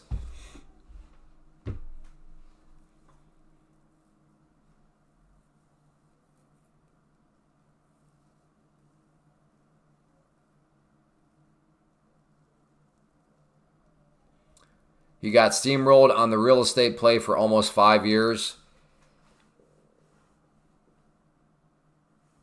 Okay, so Palantir and Nvidia, he's still short those. I mean, I don't know how he pulls that off other than raising more funds so that he can get more margin and keep himself ahead. But like at some point, I don't know.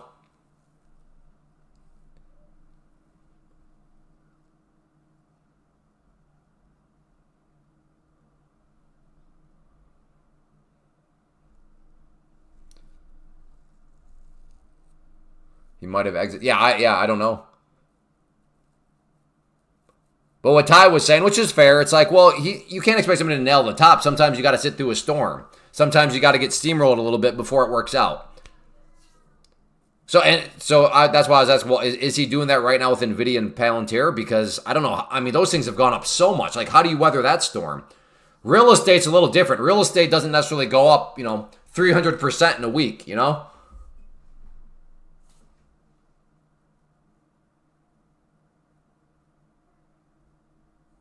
Yosef, entry 370. I don't know. Hey, Skeletor. Are we going to sell or buy now? Fazika, I'm waiting for you to tell me what to do. We've been waiting all day for you, brother. We've been saying, where's Fazika? Where is Fazika? 9621. He needs to tell us whether to buy or sell. So I'm glad you're here. We've been waiting for you. What are we supposed to... What do you mean you don't know? Well... I don't know what we're going to do then.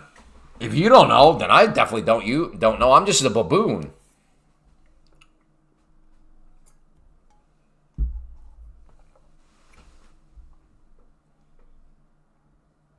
Looks like we got to wait more. Okay, I'm going to wait then.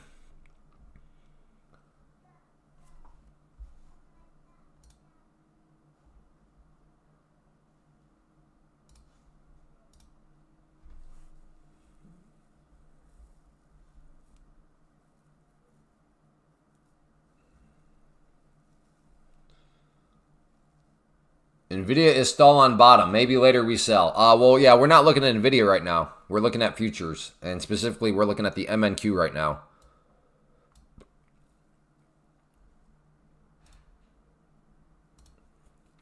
Hopefully, I don't regret this decision. To buy or not to buy the trendline break? That is the question on the table.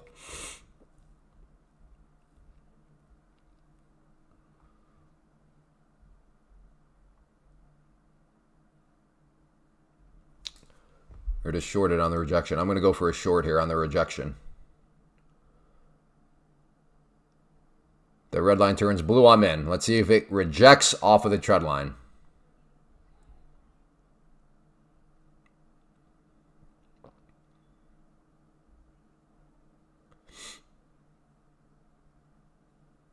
Only want to get short, though, if it comes down to me at the red line.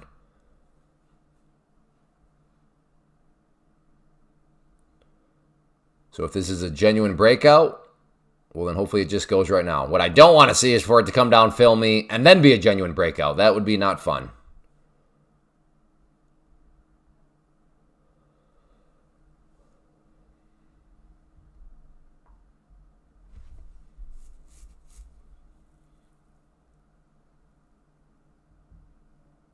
Depends on the flex, but that's true. How do you take screenshot of your payments to BZ for their account resets and evaluation fees? How do you take a screenshot of your payments to TP? I'm not sure what you're asking.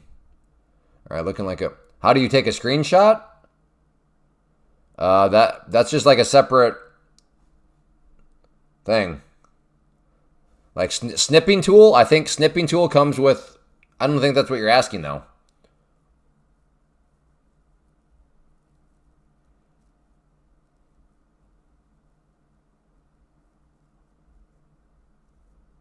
Maybe it is. Yeah, I don't. How do take a screenshot of your payment? All right. Well, that was not. I should have bought the breakout instead of thinking it was a rejection. I guess the one thing I did do right is at least I waited for confirmation of rejection. Clearly, never got confirmation. Therefore, at least avoided a losing trade. But All right, maybe a back test here. I will try to buy if this wants to pull back to the trend line. Look for a back test and go.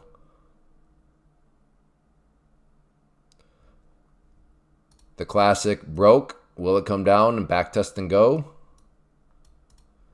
We'll see what happens. Remember the guy that said it was going to dump? I think he was kind of right, though, because I think it did come down here and go back up. I'm looking for a break of this high for a long and hope and pray for a short squeeze. All right, well. It might be better to just set a stop loss instead of hoping and praying. But that's just me. So.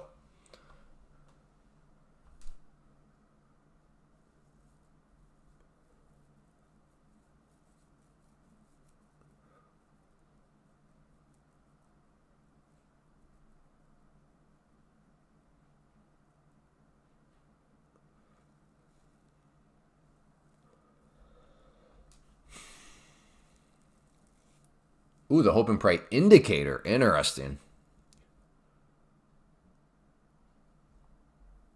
I like the blue cheese indicator. There is no option on TPT website. Unable to show expenses for TPT evaluation resets for tax purposes. Oh. I don't know. Yeah, I don't know. To look for, like, is there a total spend thing?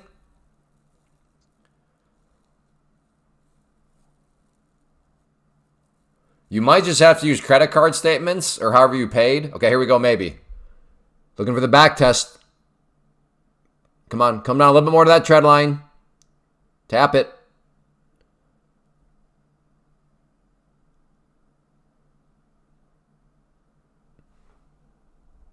Did it not go? Oh, nope, it didn't hit me. Okay.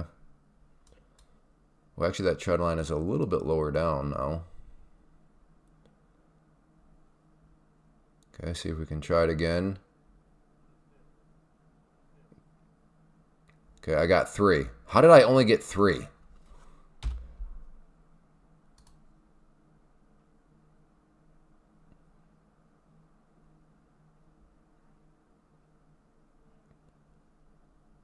All right, I'm going with 3 then, I guess. I wanted 5, I got 3. Could still be a losing trade, though. It'll just be a little bit less of a losing trade. I suppose I could add back in what I wanted now.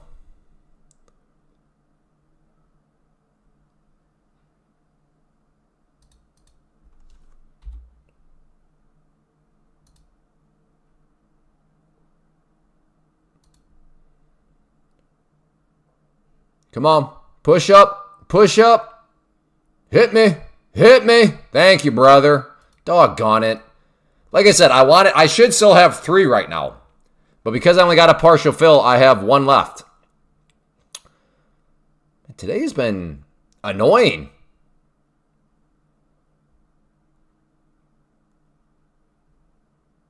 Again, this will be a green trade. But let's see if it wants to bounce up. I mean, just a classic. Back test, just form a breakout point. KISS method. Keep it simple, stupid. Okay, there you go. So it looks like you can email them and they will send you some receipts. Thank you for the help there.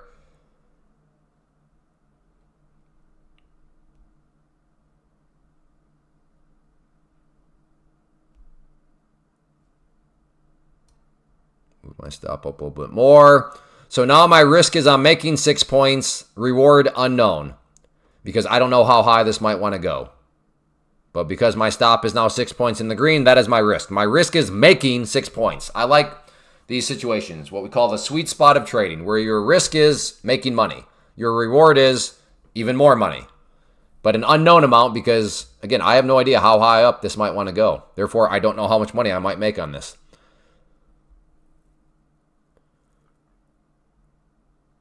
I saw only 7% of prop traders succeed. Well, I mean, yeah, that's right. That's pretty much Now, I don't know where that stat actually comes from, but yeah, what you basically just conceded is trading is hard. Yeah. Yes, trading is hard. Agreed.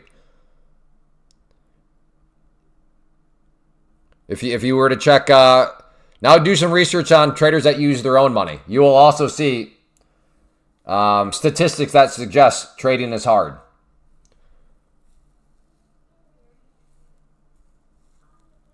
Now, if you could be like, wait a second, 7% of prop firm traders succeed, but 47% of using your own funds succeed. Okay, not now, wait a second. But, yeah. That's what always makes me just shake my head when people blame prop firms for like, man, it's the prop. No, it's just, trading is hard. That is the issue. Whether you're in a prop firm or with your own money, trading is hard. But a prop firm gives you way more time to figure stuff out. Because you can get the same lesson for way cheaper, right? If you have a dumb trade and you learn a lesson of what made that dumb and you're using that with your own money and that dumb trade was $2,000, your consequence is you just paid $2,000 for that lesson. If you're in a prop firm, that $2,000 may cost you to break the rule so you cook the account. But if you only paid $100 for that account, that is your consequence. You paid for the exact same lesson $100. So the person that's paying for the same lessons, $100 versus $2,000, they have, again, not a guarantee, but they are going to have a better chance at figuring things out. You can legit start self-funding with $500. Yeah, that's right. And that $500, you literally are proving my point. And that $500 could be gone just like this. Whereas in the prop firm space, that $500 could get you 5 accounts. So you can learn that much more.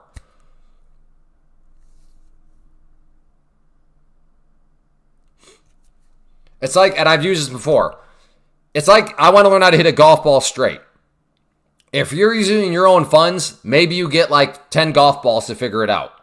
If you're using prop firms, you might get 500 golf balls to figure it out. Now, just because you have 500, does that mean you will therefore figure out how to hit a golf ball straight? No.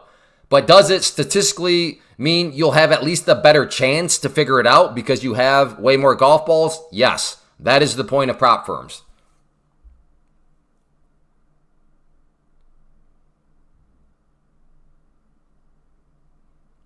People who don't trade hate on prop firms. Yeah, exactly. People that rip on prop firms have not done the math.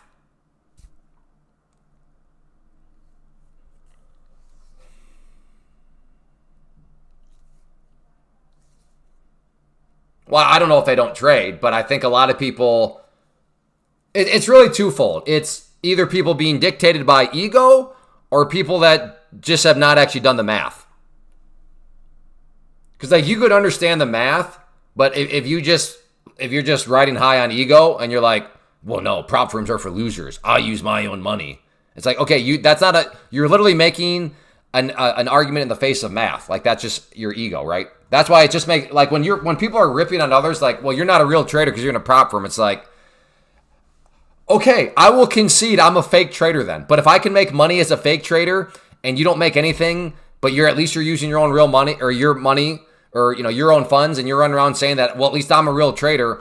Listen, I'm here to try to make money. I don't really care. So I'll just accept I'm a fake trader. I'm a loser because I'm in a prop firm. Like I don't care. I care about math. Like I said, I'm 43 now. I don't like, maybe if I was 22, maybe I'd be like, well, I don't want somebody to be able to call me a fake trader. But yeah, I don't care. I'll just concede it all. I'm fake. I'm terrible. I'm a loser. I'm a scumbag. I'm a dirt flea-ridden maggot. I don't care. I'm a geek, and I look at the math, and the math makes it very apparent.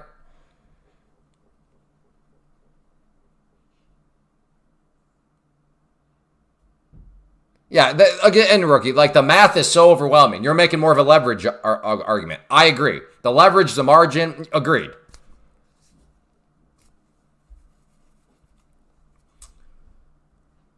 So, yeah, if anybody ever like is giving you or anybody a hard time because they're in a prop firm, run the other way. That person is being driven by ego, not by math.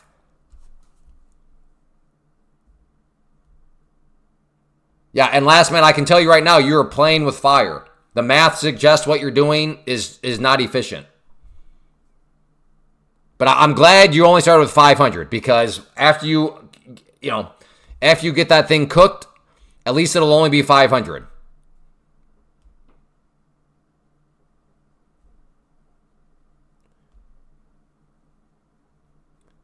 Bucket room. If you tell me who you were beforehand, you can stick around.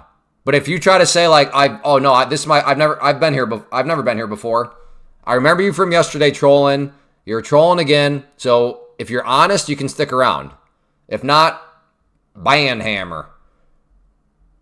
Are props the reason why you switch from stocks to futures? No, I have a big video on it, but futures just move way better than stocks to begin with. Way better than stocks and options. And then you factor in the prop firm route, and it just makes that much more sense. But no, my community has been telling me for years to switch to futures. And then they're like, now you definitely have to switch to futures because there are these things called prop firms.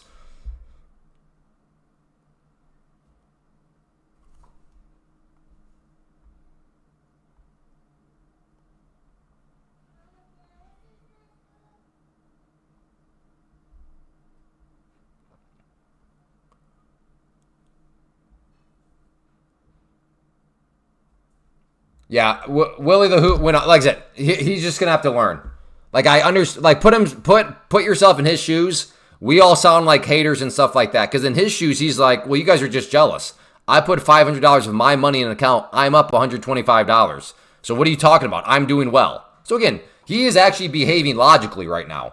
It is wrong. He's gonna get his teeth punched in like we all have. But I don't fault him. Like I understand the logic he's operating on, and he's being logical. That's also why trading's hard. Because the thing that logically makes sense is actually the wrong thing. I mean, think about the GME and the AMC people, right? They showed up, they were making all kinds of money because they were just buying the dip, right? Buy the dip, it'll eventually go back up. And that happened many, many times. So people like myself are like, yeah, but you realize that's not actually a good strategy. What, did you make any money? They'd ask me. I'd say, well, no. Well, then shut your mouth. Because I am making all this money buying the dip, holding and hoping, and it continually heads back, it curls back up every single time. So shut your mouth. And I'm like, okay. Again, it would not make any sense for them to stop doing something that is making them money, right? But that's why trading's hard, because what they're doing that makes them money is actually not good. But they don't realize that because they're making money.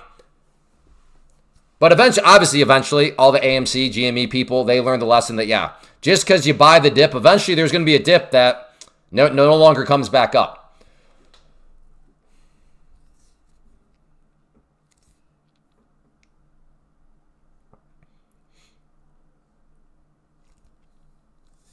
Prop firms are using your own funds. What matters in the end is you are profitable. Yeah, but I would also say that the ROIs that can be created with a prop firm are literally scam-like.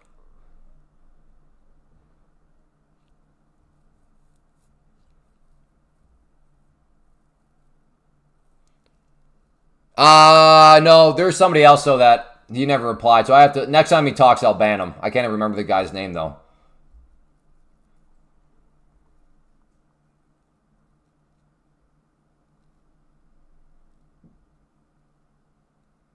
I have to double the account every 20 days. Okay, yeah. Last man, I understand. I myself and others, we sound like haters. We sound like we're jealous. That is train wreck written all over it. I know it's working for you right now, brother, but just remember the live stream that try to tell you, hey man, that you are playing with fire.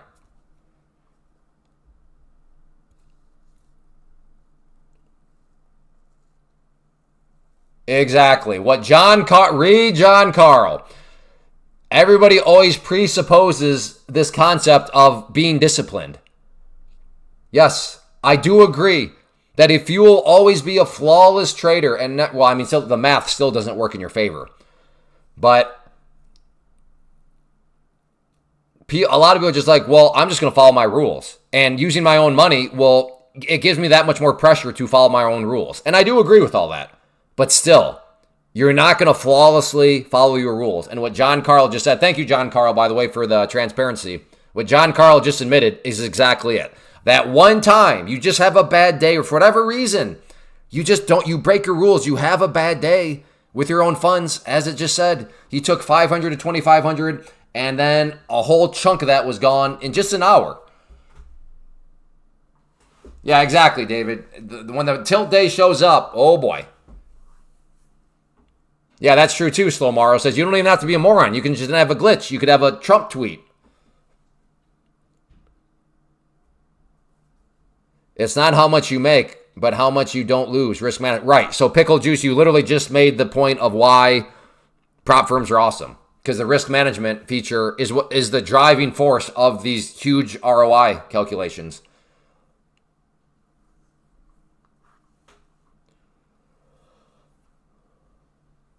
Try training with Starlink in the woods. Oh boy. Yeah, I can see some glitches there. Yeah, accidentally leave a door. Yeah. An order open, yeah.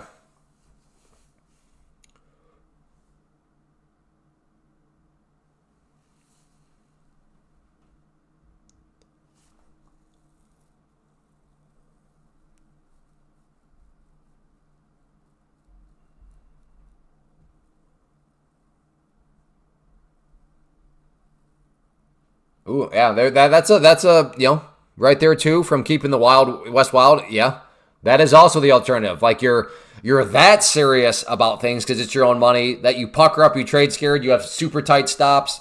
Fair point. Tilt is like having the flu. You don't realize you.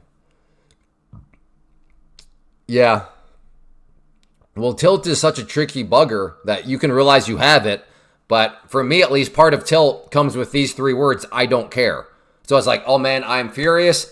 Okay, Clay, you're going on tilt. Clay, I think you're on tilt. You better stop. And then the voice shows up. I don't care that you're on. Keep going, brother. I don't care. I don't care anymore. Again, I'm not saying everybody has that voice, but I have that voice. Like when it gets bad for me, I throw out the I don't care anymore. And then I just go and who knows what. I don't care anymore. Does anybody else have that voice? The I don't care anymore voice? Take profit trader. Under the context that you are a starter in the prop firm space, take profit trader. That's the link that you see at the top of the screen, and then code Clay. All caps. John Carl has it, BMR, Deadeye, Johnny, Rookie. Okay, good. I'm glad I'm not alone as the only person that has that voice living in my head. The I don't care anymore voice. And Will does. Okay, good. Lobber Dobber. Very, very loud, yeah. Oh, sorry to hear that, Lobber. Okay, Marco. Okay, I feel good. I feel like I'm not a total crazy person then. A lot of you have that voice.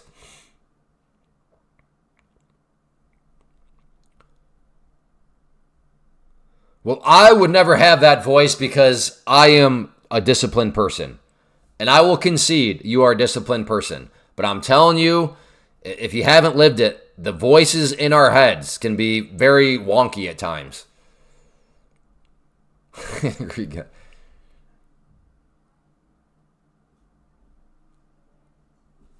Your trading acumen and success is a function of how much of your own money you have lost and eventually recovered from. I think I understand what you're saying, Rebel. The prop industry is changing, though. You eventually end up trading live with your own money. Well, right. I mean, that is the goal, though. The goal is for somebody to eventually get live. So, yeah, I mean...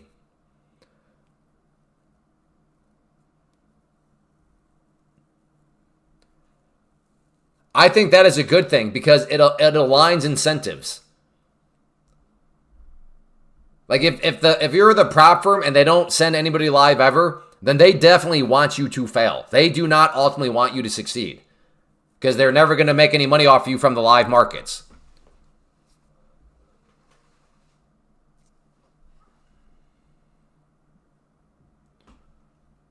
I believe you said that yesterday. I don't know. Did we have this conversation yesterday? But it limits the leverage you can use. Then go copy trade 50 accounts, Spider Trader. What are you people talking about? Holy smokes.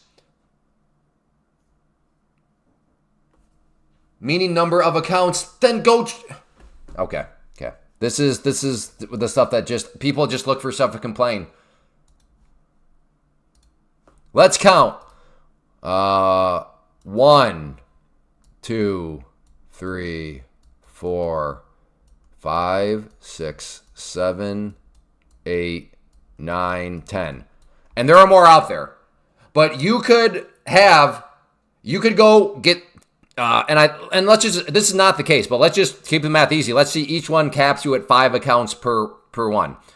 So you could get 10 of these prop firms, get 5 accounts with each. That's 50 accounts you could be copy trading. We all know Apex, you can go up to 20. But to keep the math easy, what more leverage do you want than to copy trade 50 accounts? What are people talking about? What are people talking about? I don't understand. Well, your leverage is limited. Okay, let's just concede.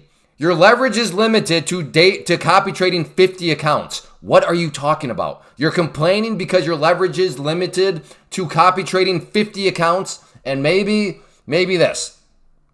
So maybe you're like, well, Clay, what is copy trading? Let me illustrate this. What this person is somehow saying the leverage is, and why I'm losing my mind here a little bit. So the way a copy trade works is this. You make one trade, and let's say on this trade, you make $100. But you do what I just talked about, which could be even bigger, to be fair, because there's actually even more prop firms than that. But so a copy trade is you make, on account 1, you make the trade for $100. But you copy that trade to your 49 other accounts. So in other words, that trade happens 50 times. 50 times. And let's just do the math to make sure we can all do it. So if you make that one trade, right, for $100, and then it happens 50 times, though, that's $5,000 for one. And I'm not trying to say any of this is easy, but what I'm saying is $100 in futures is not like that big of a deal. So that's $5,000 just like that. Like, could be in literally seconds, because $100, again, based on how futures move, is not the most crazy thing. So you're complaining that there's not enough leverage, that prop firms cap your leverage. What are you talking about? What? Am I the crazy one here? Am I the crazy one here? What are we talking about?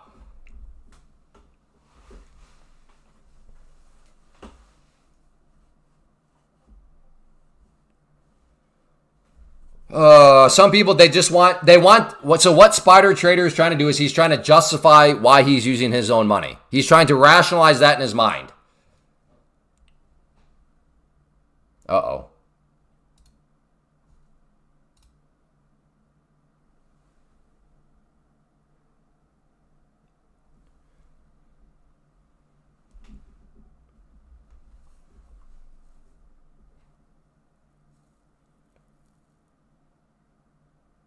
Okay, Spider, you're not going to win this. I'll just concede. Let's say you can only do on live accounts. You can only copy trade 15 accounts. What are you talking about? That's not enough leverage that I can only copy trade 15 accounts. What?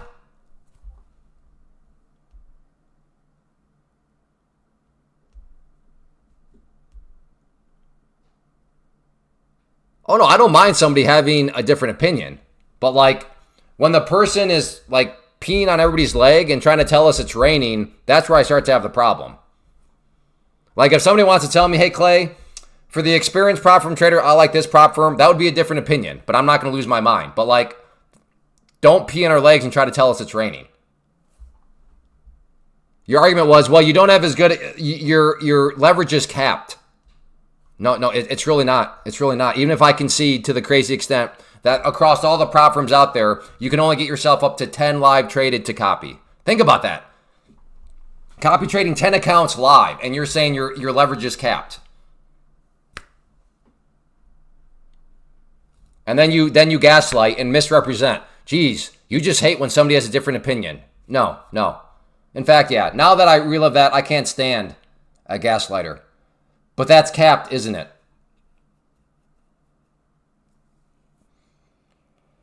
Okay, I'm going to explain exactly why. I'm throwing you in timeout.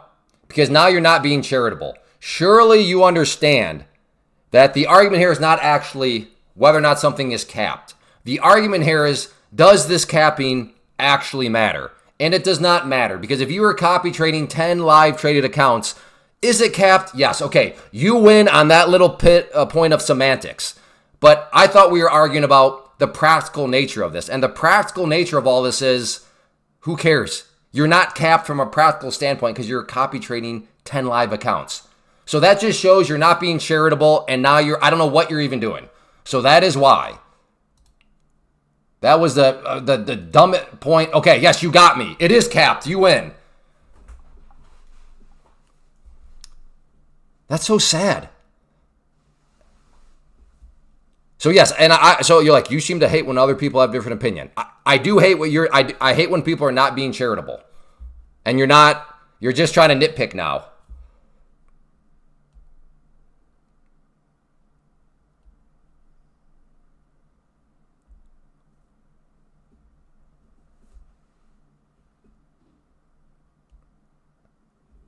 Yeah, exactly, John Carl. Like, but again,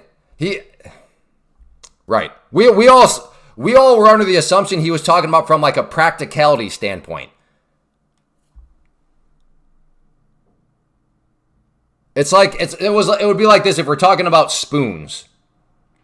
And he's like, yeah, spoons kill people. It's like, okay, but yeah, practically speaking, like spoons are a good utensil. Like spoons are pretty cool. And so that's what I'm thinking. We're talking about practically speaking spoons, but he's like, yeah, but they do kill people because in 1872 somebody was killed. Therefore, spoons do kill people. It's like, okay, yes, semantically you got me. Spoons have killed people, but like that's Bush League. That's somebody that's not here to discuss anything rationally.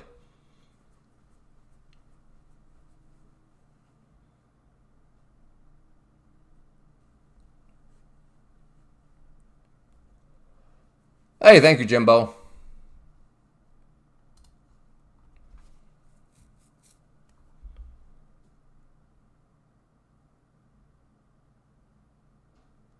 Maybe it's practical for one and not practical for someone else. I mean, again, we're getting kind of the nuance.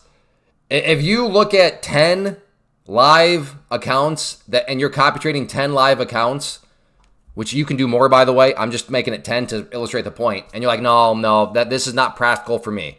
Then you know what? Hey, man, good for you. You are crushing life. To be able to make, to have a $300 day and then to times that by 10 just like that, $3,000 for maybe an hour, like, okay.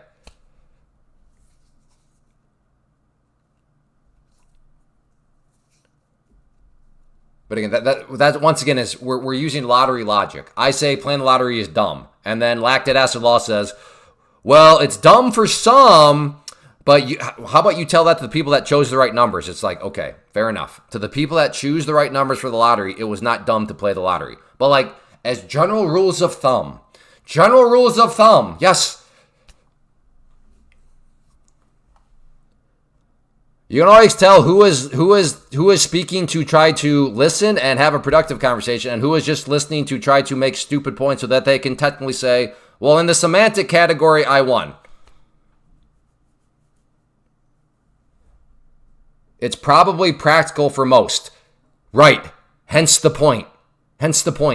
I'm sorry, but using lottery logic to win an argument is not impressive. To choose some sort of outlier to prove the main point, not impressive. Anybody can do that. Like I said, I can do that with a spoon.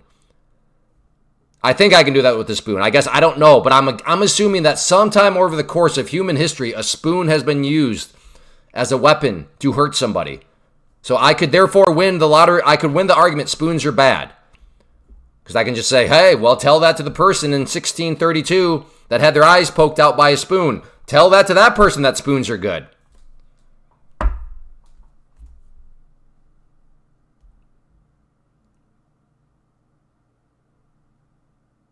That's true, game. That is also true, Games. I lost track of that. So that was more just him not being charitable. Thank you. Yeah, that was his original argument. Yeah, and then he started to move the goalpost all over. Thank you. That's true, too. Yeah, I should have, I guess I gave him the 24-hour one anyways. What am I listening to? Somebody speaking logically. Have you ever heard of logic trades or no? Did you ever do any critical thinking or no? Hey, How's the spoon, or how's the spoon? How's the stream? Is everybody...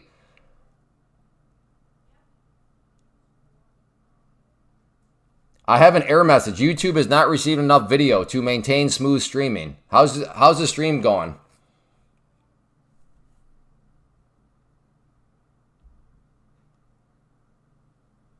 Because it's weird. Oh, okay. No, stream is healthy. But my internet, so through OBS, it shows I don't have any drop frames. Oh. Fair point. Who was that? Tay Trades. That's fair point. That's definitely a goofy sounding conversation if that's literally right when you showed up. Fair question. Okay, I won't worry about it then.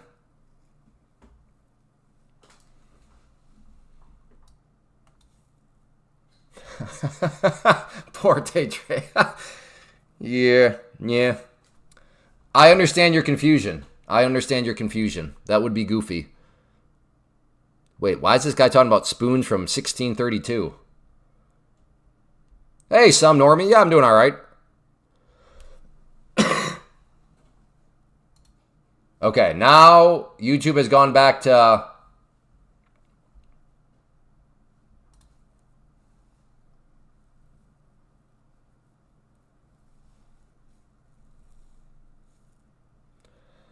right, I will look for a potential long down here once again at VWAP, even though last time the VWAP did me dirty.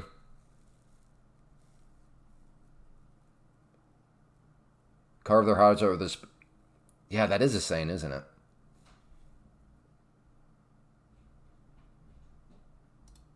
No, not one. Not one. Okay, we'll look for a long at the green line.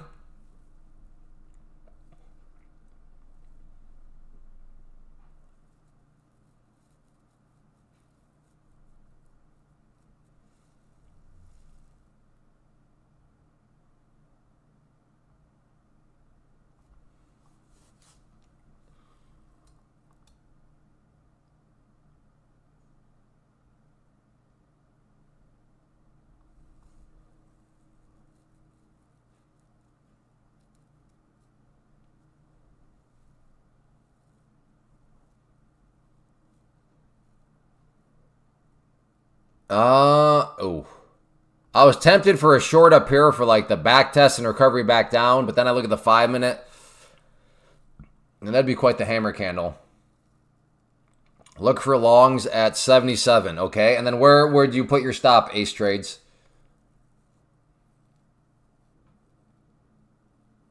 Ooh, I like that, Sean. Yeah. I like that analogy. Yeah. Can I use that in the future? That's a good one. If you tell someone it's raining now, they will say not between the raindrops. They only want to... Yeah. That's never heard of that one before. That's good. That's a great way to summarize what they're doing.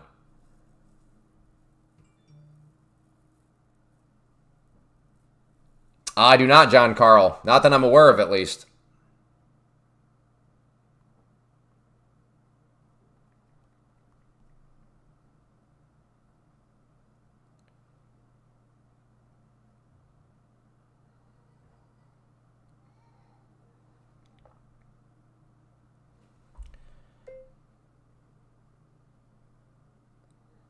Are you taking a swipe at me because I have failed to provide that to you? Question mark.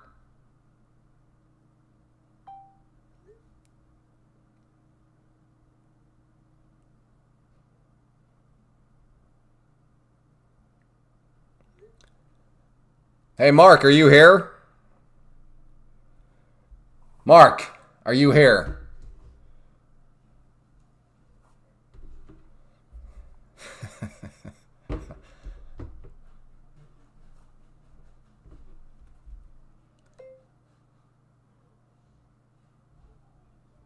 Next week, period. Let's do next week at some point. Yes, exactly. Mark's, I don't know if he's here.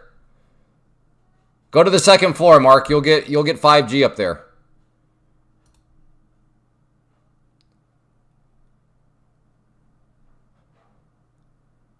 The builder's taking a swipe at me. Just because a couple weeks ago, I was like, hey, I'll get you guys pizza. What do you guys like from Domino's? Blah, blah, blah. And then it was one of those days where it was possibly rain showers. So it was one of those where they just want to max out their time to try to get stuff done before rain. So anyways, pizza was canceled. Never happened. And it hasn't happened since. And then I just sent a picture of them eating Domino's. So I'm like, oh, so you're taking a swipe at me, huh? Jokesters. See, can you understand why I want to work with these guys and hang out for a little bit? Anybody that gives me grief like that, like, let's hang out. I'm all for giving each other grief.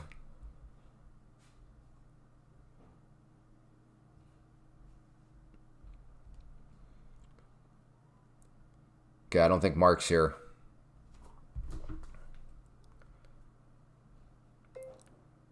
Tell Mark to get on the live stream and I can explain myself.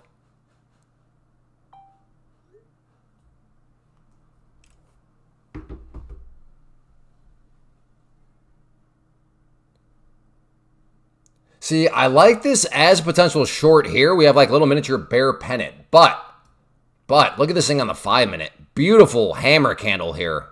So that's why, yeah, it looks interesting on the 2 minute. But when I look at the 5 minute and I see this, that looks good. But do I want to be getting long right here? No, not really.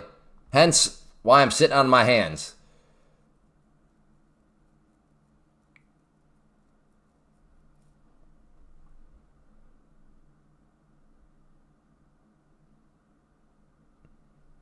My plan for right now is to sit in my hands and wait for a break of strength.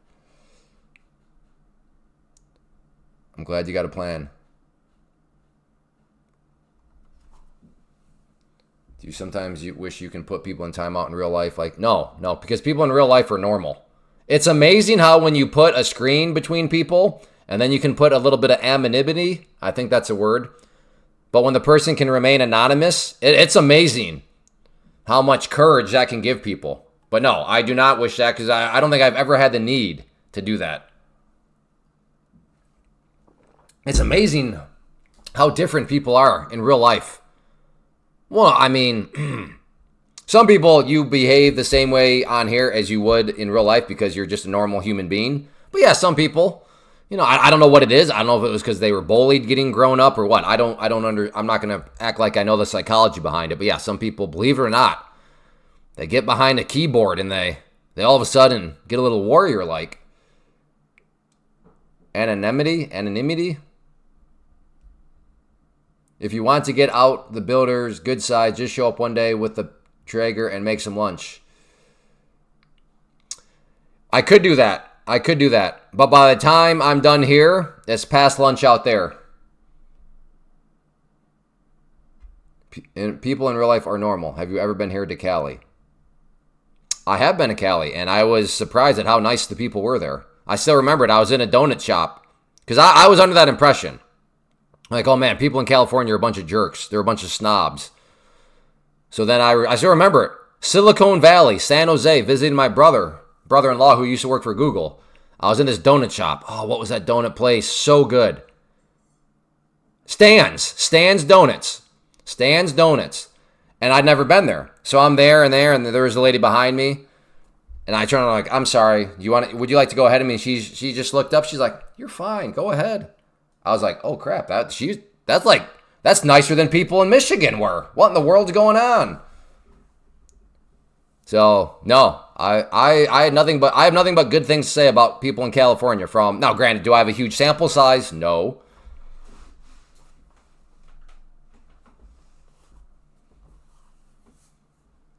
Bring them some Domino's pizza. Yeah, that's in the works. I might do donuts though, because I can get donuts over to them before I start the live stream.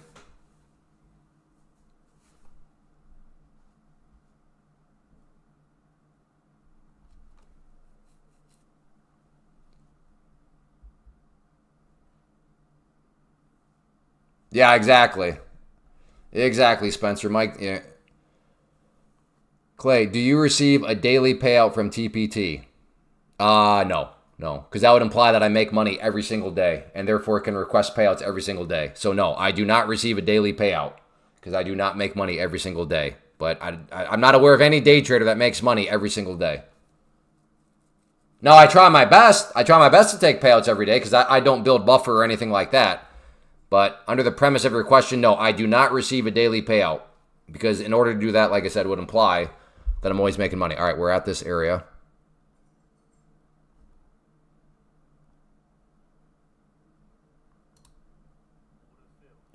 Dude, what's up with the partial fills today? Are you kidding me? I just took it out because I mean, just going with one, not really what I'm looking.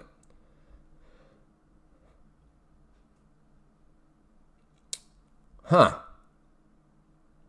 Where was my other partial fill? Was that, I don't remember. I had another one. This, I think. Yeah. This one, right? I got long here and I wanted 5. I got 3 and I wrote it up a little bit, but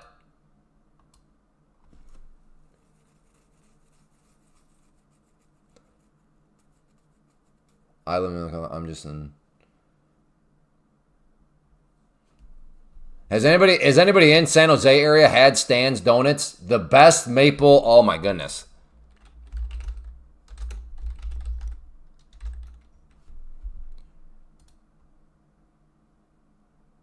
There it is. There she is. Booyah. Okay, we got to get down to business though. See, why does the price have to start to get all good as soon as I get a topic that I really want to talk about? Donuts. I mean, crazy. All right. I don't know. I think I'm going to wait for down here again. I swear, if you do me dirty down here, I'm going to blame Maggie. What do you trade? Yeah, futures. Hey, TA. Ooh, I think I have...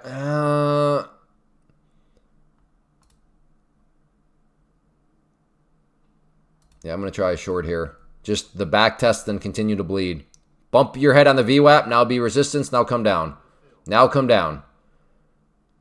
Please do not just go straight up. There you go.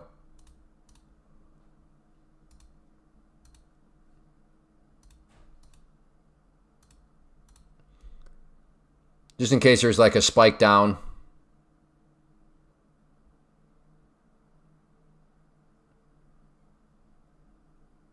Come on. Come on. Keep bleeding, brother. Head down to that orange line. Come on. At least hit that first target. Ooh, wow. Gold 5-minute with a big red candle. There we go. Big red candle. Gold is also approaching VWAP for any of you gold traders. There we go. Thank you. Thank you. Come again. There we go. Okay, this will be a green trade now. Next target down here. Come on, brother. Hit me, brother.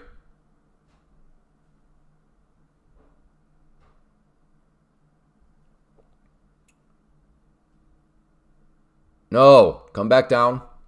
Yeah, wow. Look at gold. 5-minute chart on gold. What a candle. Yikes. That was a dirty move, too, because I'm just... I can see people getting all bullish as you got a couple of green candles and then all that just wiped away. Wow. Dude, come down. But I'm going for more on this one now.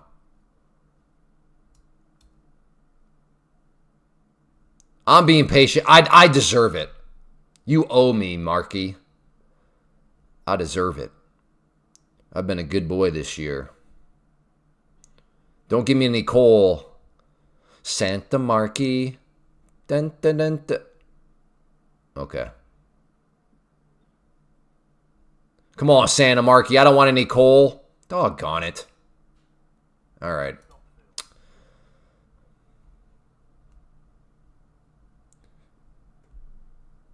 You owe nothing. Good day, sir. Right here. What is the quote? It's black and white, crystal clear. You broke the rules. Good day, sir. I don't remember the Good Day, Sir. What's that from? Good Day, Sir. Name the movie. Dang. Okay. Fine. Fine. You don't want to bleed anymore. Fine.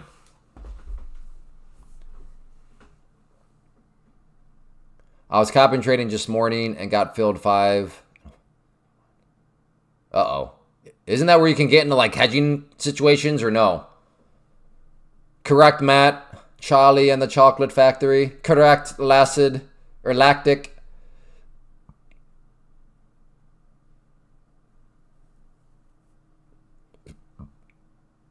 Hey, thank you, Margin Call. Thank you for feeding some hungry children. I appreciate that. That is very kind of you.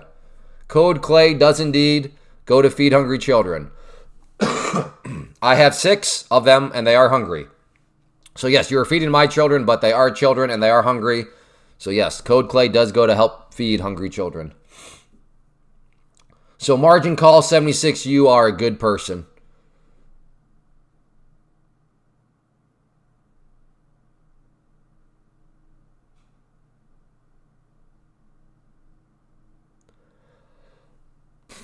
That's a nice looking hammer there on the 5-minute. I'm almost a little tempted to hop over and... Wow, okay. Let's all calm down here. I'm getting short a pair. Don't even try to stop me. You don't know me. Don't judge me. You don't know me. Right there. If this is the V shape, then I'm about to lose on this trade. Holy smokes. Okay, I'm in. I'm out. Wow, okay. This thing is not messing around. Dude, you better not stop me out and now drop. Let's not play that game. Please just keep going straight up. Make me feel better about that stop.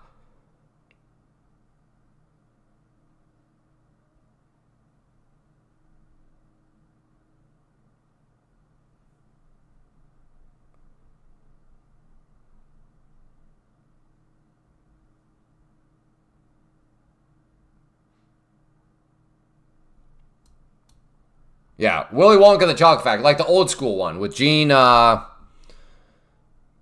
Wilder. Long. Okay, well, where are you long, last man, and where's your stop at?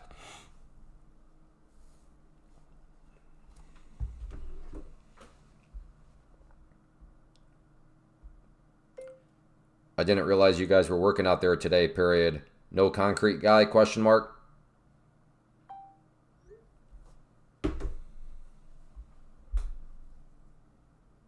Hey, thank you, Bola. Wow, okay. I don't know. This looks like possibly a news candle. What are we at here? Basically started, well, I guess the volume one started here. So from about, let's just call it 70 up to, okay, so we're only at 50 points. So I'm guessing a news candle, nothing earth shattering, but I mean 50 point candle, nothing to sneeze at.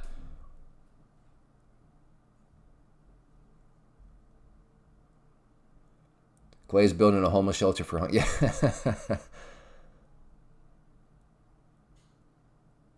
Wait, there's a new one. A new what?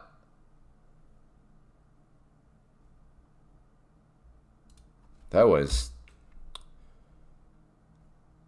Okay, now if this is just like... What I want to be careful of is this like an overreaction to some sort of news?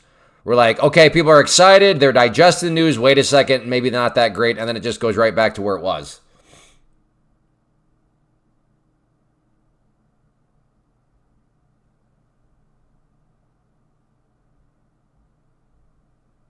You said, good day, sir. My YouTube service not supported and shut off. I don't know then. I'm interested in potentially now buying this area. Former area of resistance right here. Will it now be support? But I'm a little... Oh, wow. Gold now straight... Gold is just... raking. Gold is just pillaging and plundering. Google moving new highs.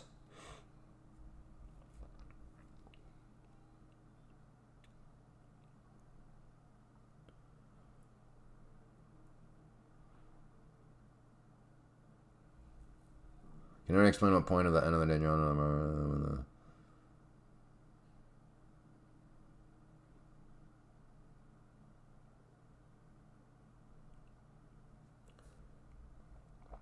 Well, that ultimately that your drawdown is just how much you can lose. Like, and not like realized gains, unrealized. That is actually one of the good things because it does not allow you to build the habit of holding and hoping, right? So that's not realized gains, it's unrealized. If your unrealized gains hits whatever the drawdown is, you're done. Because that's kind of a good habit to drill home. Like, no, I don't get to sit here and hold and hope. This guy good at what he does. Yeah, I'm good at looking good. Look at me. I'm very good at what I do, and that is looking good. Comrade, we got a commie in the room. I think you might be our first communist. Comrade, Egmoe. You don't trade oil anymore? Oh, I still watch it. We got a commie in the room. Dang, I don't know if I've ever met a communist before. That's crazy.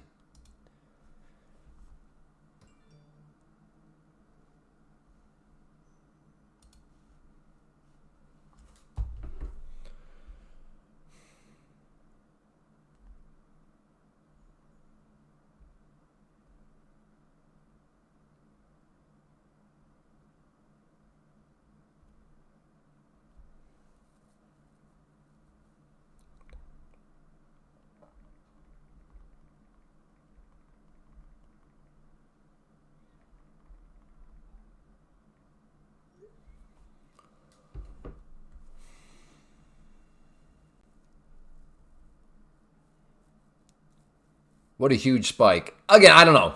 Huge is subjective. I would not consider this a huge spike. It was about 50 points. But again, that's subjective. When I think of huge spikes, like, I don't know. And maybe my baseline is way thrown off. But like a huge spike for me is like when this thing here represents 150 points.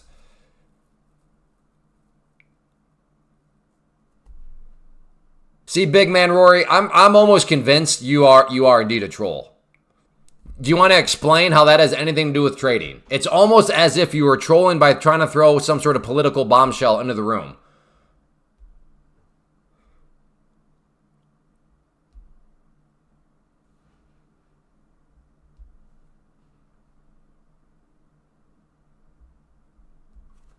All right, we're getting a nice little consolidation.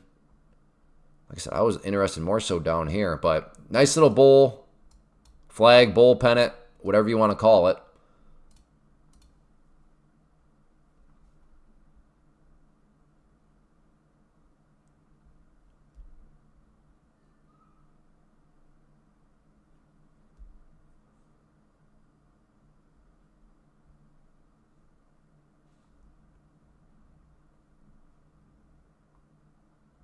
Okay, I'm going to just put my order down there. I don't want to... I don't know. Getting along right here, I'm not going to say is the dumbest thing ever. I just like to get a little bit more of a pullback. I'm liking my account for the rest of the day, hitting the buffer. And hey, good job, Nas.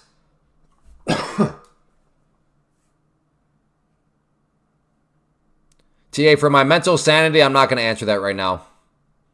Especially when you should know that one by now, brother. You've been here enough to know the answer to that. So like I said, some questions for my own mental well-being, I can only handle answering every so often. That is one of them right now. Especially when it's asked by somebody that I recognize the name, and I'm like, how do you not know that? I'm not saying you are, but it's almost as if you are rage baiting right now. So I'm not going to fall for your rage bait. All right, I like this guy. He took it as a joke, as intended.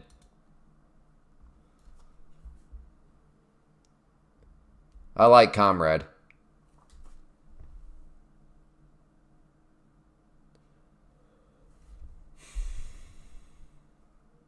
So we do have quite the area of resistance right here. I mean, it makes sense. It struggled here several times. Ooh, is this going to be a rejection again? I'm going to try a short. Again, it's rejected off this yellow time several times before.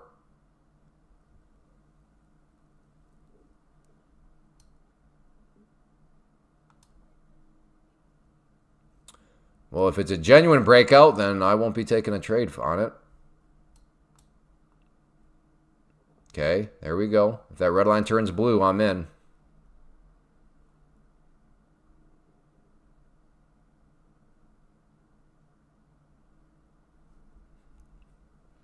The U.S. should have clay negotiating with Iran.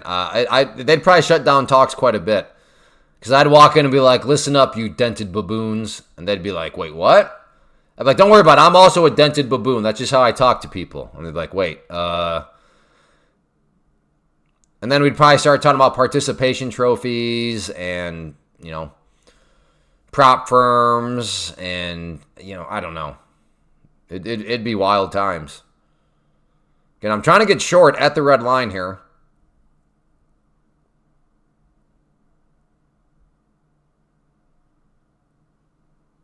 Yeah, talking about sourdough recipes.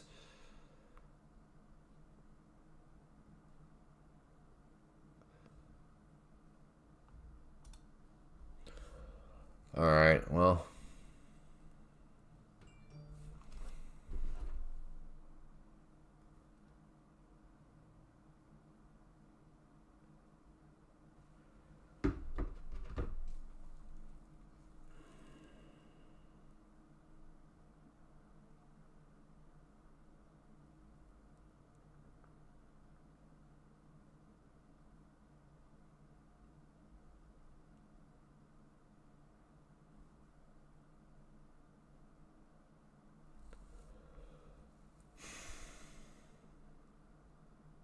Wow. Okay. Okay. Up through this area of resistance now, too. Which is actually relatively significant. Rejected there, and as of now, looking like it's going to break up through there, but I'm also wondering if this is maybe a fake breakdown. So I'm going to try a short here. Fake breakout of, basically a fake break triple top. We have top 1, top 2. So let's see what happens. If this red line turns blue, I'm in. Looking for a fake break of the triple top. So clearly it's already broke in. Now let's see if it's a fake. And if it is a fake and comes down some more, I'll be happy. If it's not a fake and it fills me, I will have a losing trade.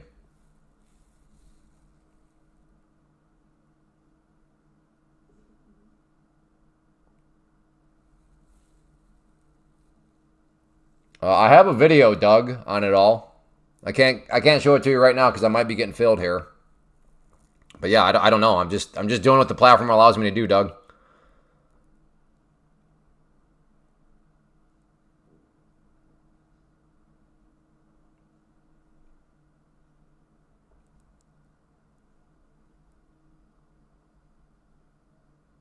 All right, last man. Hope to see you again.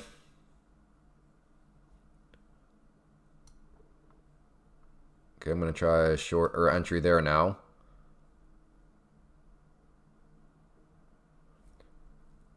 The red line turns blue. I'm in.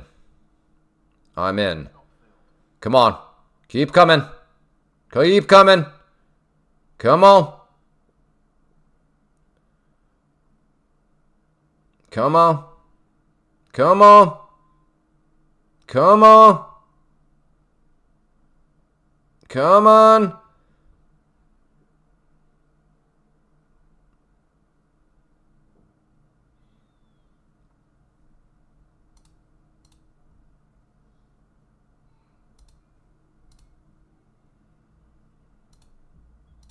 Come on, get down there. Okay, I want this to be a winning trade now. So my stop is in green territory. This either is going to keep flushing or it's going to come out and stop me out, and it is what it is. And it is what it is. So small green. You about to get in a trade. I was already in a trade. I'm now out of the trade, though. Jeremy. All right, well, the breakout continues. I tried for the fake break, and I got enough for at least, like I said, so you guys saw how I traded it, but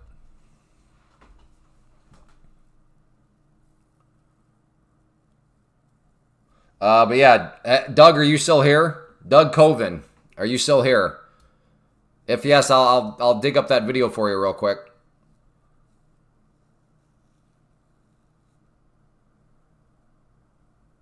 Oh, okay. Maybe William's helping out. Thank you, William. Okay, if William did not answer what you're actually asking for, This video, I think, maybe kind of, sort of, will help you out. So here you go, Doug. Doug. There you go.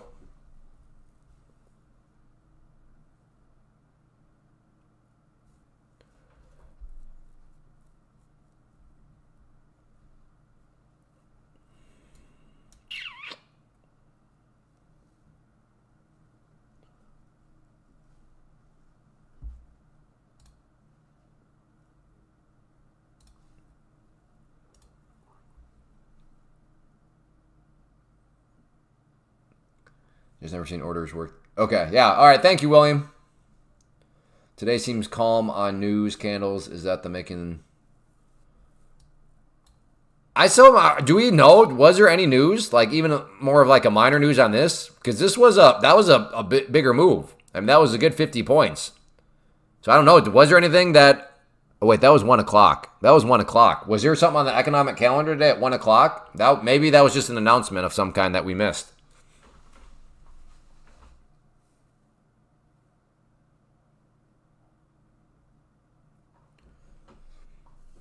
Short 452.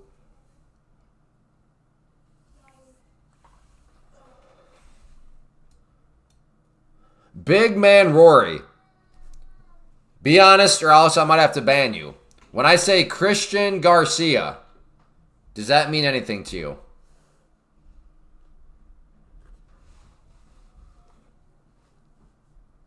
No, okay. But I mean, was there an announcement or anything? Homeland Security bill passed? I guess maybe. I don't know. Okay, is this buy the pullback here to the former breakout point? I'm going to try it. Come down. Come down and hit the yellow line. Then I'll... Come on, hit the yellow line.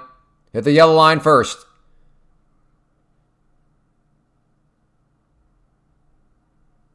Thank you, okay.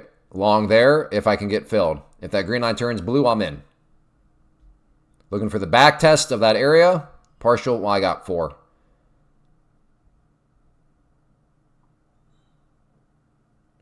Come on. There we go. I am now fully in.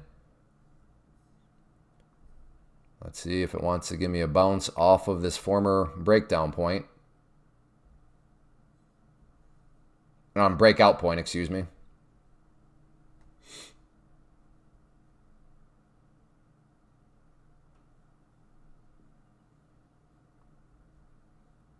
Come on.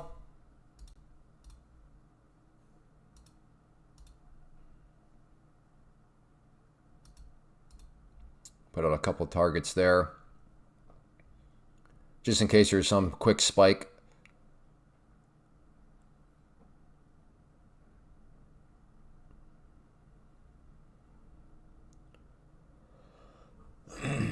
Long now.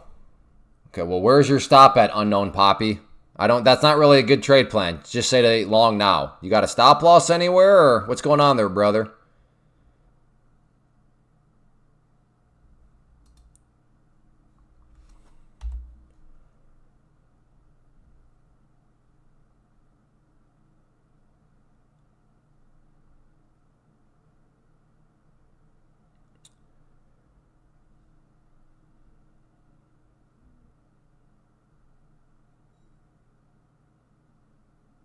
Yeah, Neil, you have not been where have you been, Neil? It's almost like, yeah, the market is driving you crazy. You have not been around here, let alone talkative.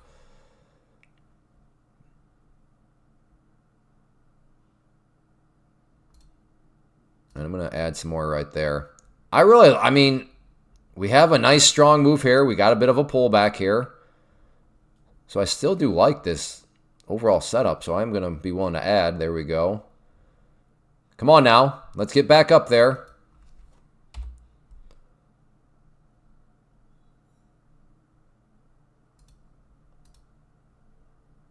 Let's get back up there.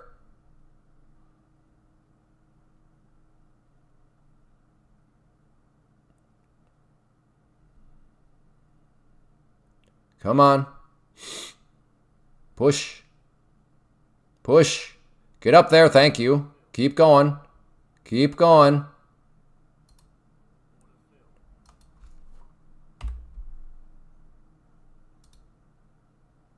Okay, this will be a green trade now. Stop is in green territory, but let's see if this thing wants to just give me a nice, beautiful, solid green candle. Keep on working its way higher and higher. Come on, don't stop me out. Don't, no. Up, up, up, up, up. Keep coming. There we go. There we go. Let's resume it upwards now. Come on now. Get up there. Come on, hit that next target. Little bit more. Little bit more. Little bit.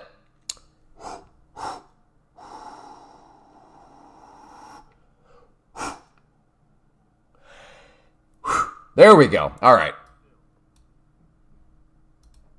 Oh crap, I can't get, okay, I couldn't get to my, there we go. So come on, keep coming up. Keep coming up, brother. Okay, hit those next ones. Come on, get up there, brother. Don't cry for me, Argentina. The truth is I never left you. Okay, not a Madonna fan? That's fine. That's fine. That's fine. Let's find something. Let's find another song that you like. Oh, okay. Maybe it doesn't like any songs at all.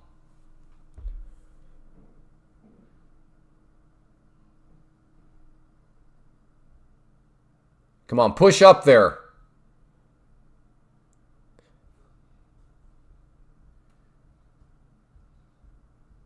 Come on, push. All right, let's get my stop up a little bit more. Come on, push up there, brother.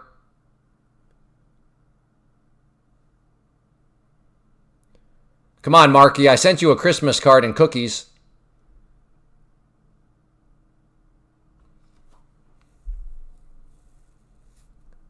Come on, push up there, brother.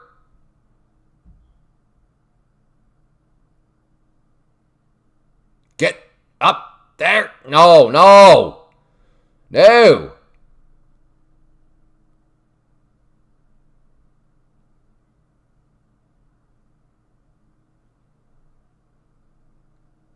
I don't know. The last time I used my lungs, no, up. Push. Push.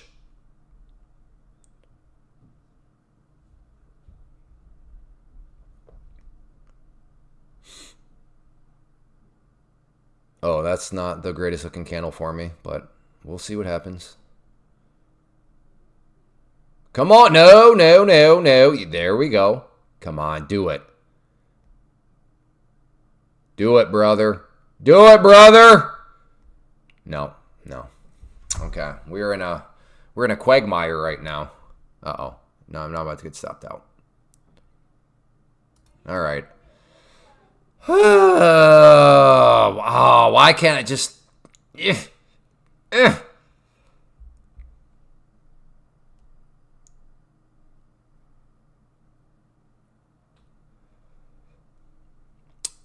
Well, I mean, it worked out decent. I'm glad I added. Did it work out as much as I wanted to? Obviously, it didn't.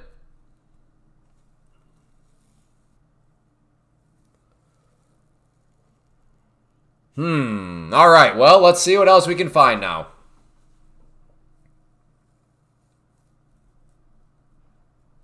Don't blow too hard or you'll blow out the flame. That's true. Yeah. Good point. All right. Whoa. Okay. Okay. Oh, it looked like it was going to start dancing a little bit for a second. I thought she was getting ready to dance.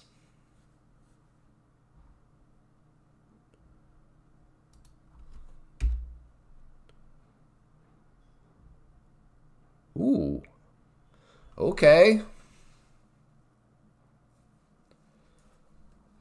What is oil doing right now anyways? Oh, well, somewhat near the overnight low, not quite.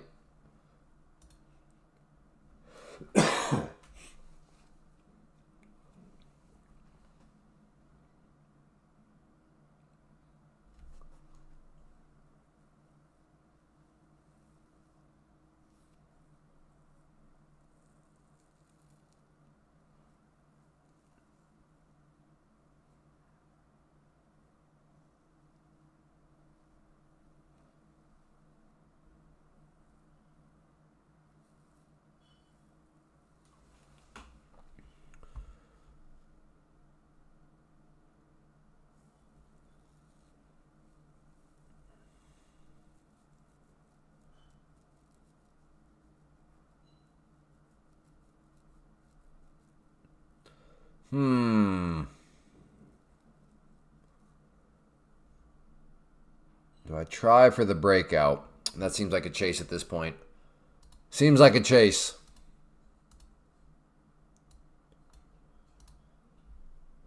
So I'm going to use this.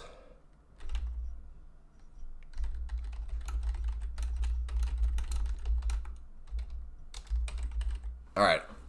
Okay, more than a few seconds. I know.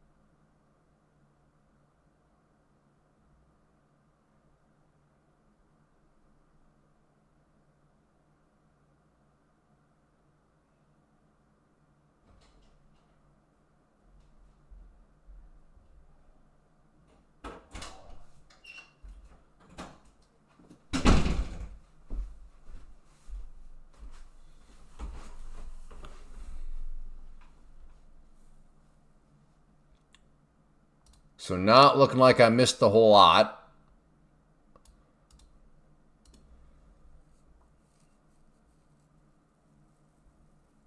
Oil's going up. Is any news today? Yeah, there's been news along the way. Yeah, oil is heading up a little bit.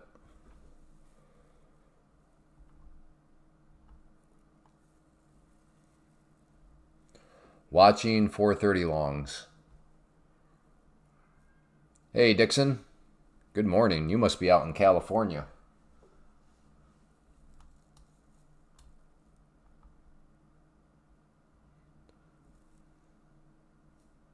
Not gonna lie, I'm feeling on the personal side of things, I'm feeling a little irritated right now, so I have to be careful.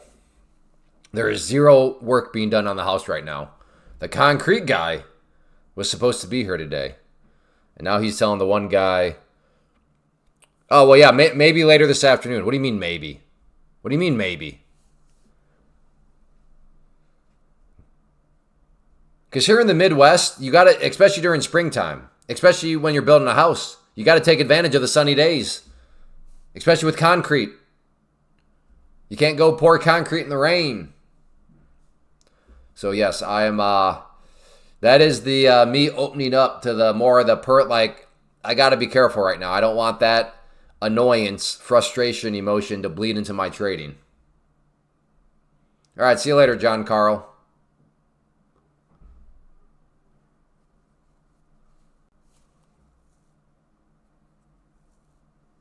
Well, that's the thing, JJ. It's everything has been like there has always been something going on out there. Like, it has been smooth. People have been like, I don't know.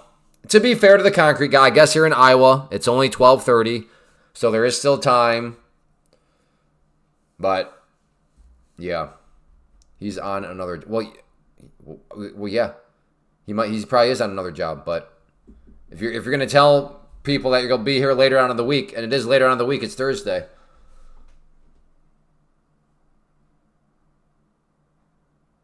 Is that the new office, Clay? The cement.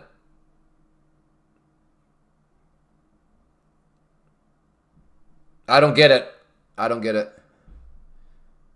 Hey, gamer. Well, good to have you. All right, top 40.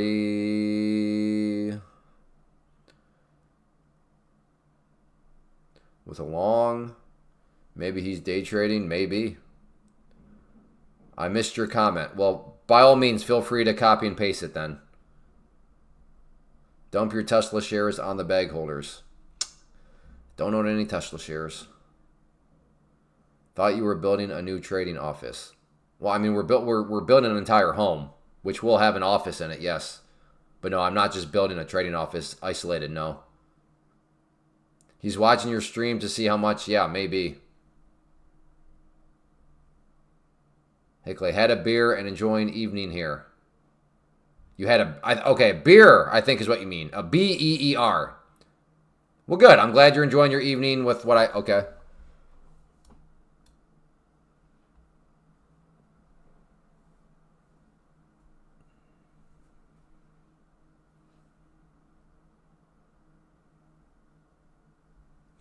The on-offs led by baboons.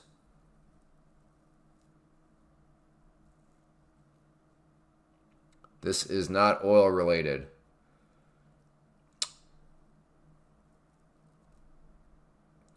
Yeah, oil has got a bit of a red candle.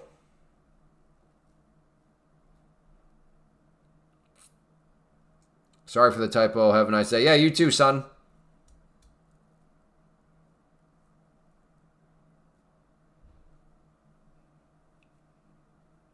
Okay. Top 40 brand. We'll just go ahead and, I don't know, we'll put them in timeout. I don't know.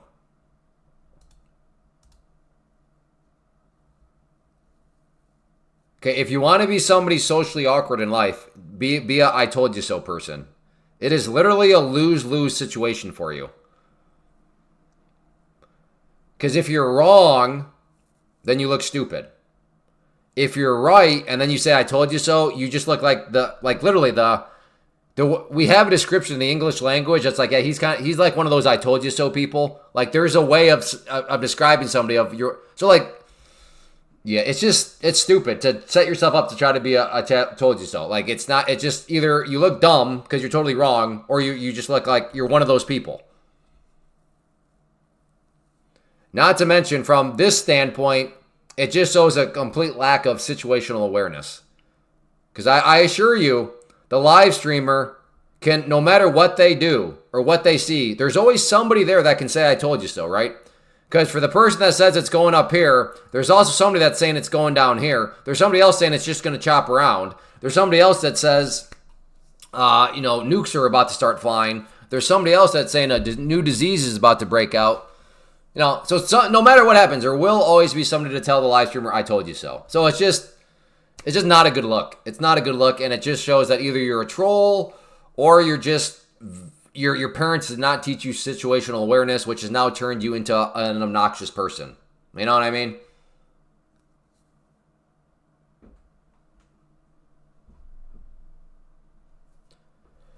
So we'll give that person one more time.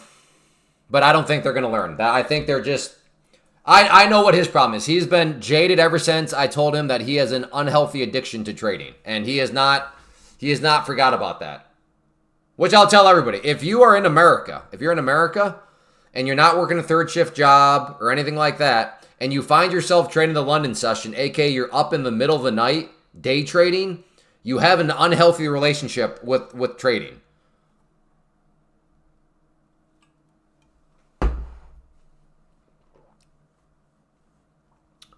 Yeah, I don't have a problem. I can stop anytime, I swear. Why? I know it's 2:30 a.m. in the morning.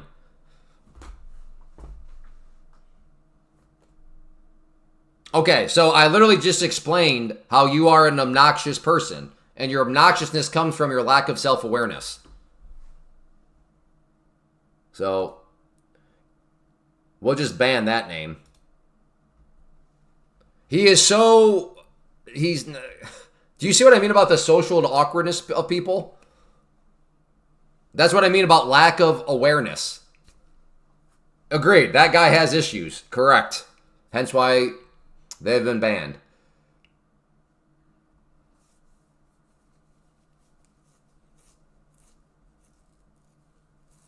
Yeah, Dixon, we do. Because a lot of people apparently need the life lesson. And I'm here to teach. I'm here to teach situational awareness. Why? Because it'll help you become a more likable human. Well, why is that relevant? Because likable humans have a better chance at success in life. And I want you all to I want you all to find success in life. There you go. There's my logic chain.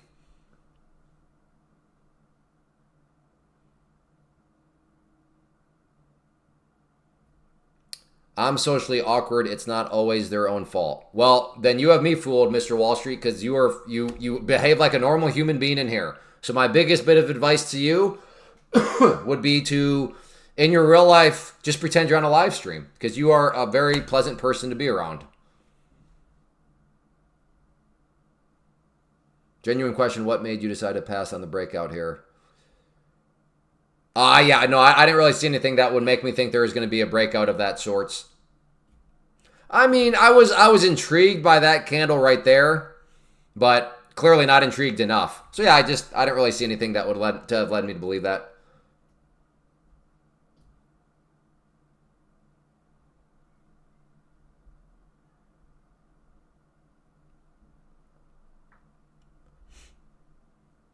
Like, I actually kind of feel bad for the guy because he showed me, like, what I called the trade. I'm like, well, I understand you called the trade, but that's what I mean. Like, he just doesn't understand that there are a million calls being made, so there's therefore always somebody that can show up and say what he's saying, which makes it annoying to me. Hence his lack of self-awareness, you know? Could it be that we just want to note the best month in, and could it be that they just want to note the best month in NQ history? Well, I don't know. Who is the they? Yeah, that's the other thing, too. It's just like, I don't know. I kind of give back for it. Like, I understand people being excited, but like, and he did. He said boom. He could have left it as boom. That's fine. Hey, boom. He did mail it. But like, the told you, that's him being upset that I called him out a couple months ago. I don't even know if that was long, about him just having an unhealthy relationship. He's got addiction. Like, he continues to demonstrate this. He's in a very unhealthy spot right now mentally. And I say this out of care. Like, I'm in dad mode right now. Like, if you find yourself, and again, the context is you're in America, you're not working a third shift job, and you find yourself trading the London session, I would submit to you, you probably have an unhealthy relationship with futures, with day trading. Because that would imply you're up in the middle of the night day trading. Dude, just calm down. Just go sleep.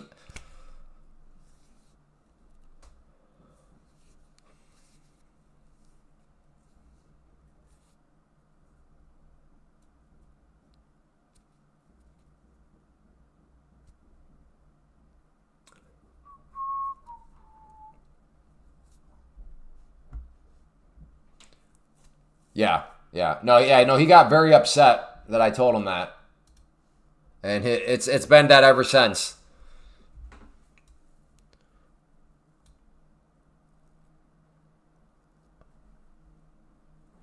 But Clay, I'm a vampire. Well, then you are a vampire with an unhealthy relationship with futures trading.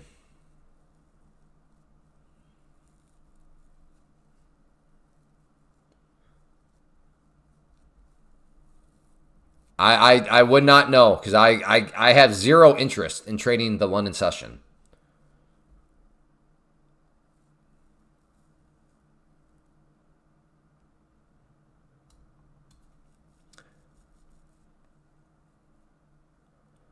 I only trade before Ramadan fasting.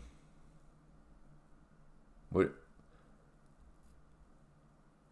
I just took a breakout on the NQ. That actually broke out and broke out a little bit. I only trade New York and sometimes Asia if there is news. Yeah, and where do you live, Serpent God? Oh, I'm sorry, you said Asia. Yeah, Asia. I don't have a problem with Asia because it's possible. Like, I don't trade Asia a lot, but like for me, the Asian session is what, like, I think 9 p.m. my time. So it's like, okay, 9 p.m., maybe the kids are in bed. There's nothing good on TV. So that's fine. But like the London session is literally the middle of the night. Like, that's just unhealthy.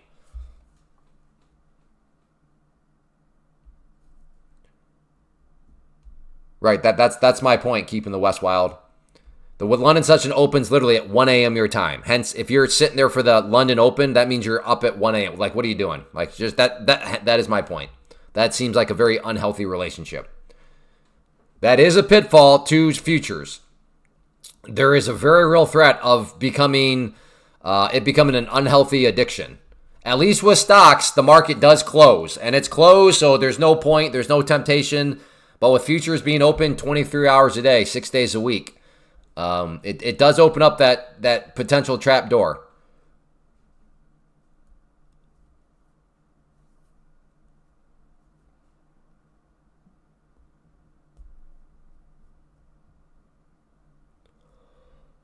All right, maybe I'm thinking about potentially like a little miniature double top here. But I first want to see it go up there, hit that yellow line. And then see if it... No, so I don't want to see this candle drop down too low, though. And I want to keep my entry point close. Yes, yeah, no. Trading can be... Don't get me wrong. You can still develop unhealthy relationships even if you're trading stocks. I'm just saying I think it's elevated that much more with futures because of that element of how it's open. Like how it literally gives you a chance to trade in the middle of the night. Hence is why I'm calling it out, because I would hate, again, I'm in dad mode, but I'd hate for another dad to develop some sort of unhealthy thing with it, and then they find themselves day trading, getting all irritated, not even sleeping in the middle of the night, and then, they're a zombie as a dad. Like, I don't want to see that. SanDisk, yeah, we're day trading futures here. No stocks. Day trading stocks does not make a whole lot of sense. Yeah, slow Morrow, exactly.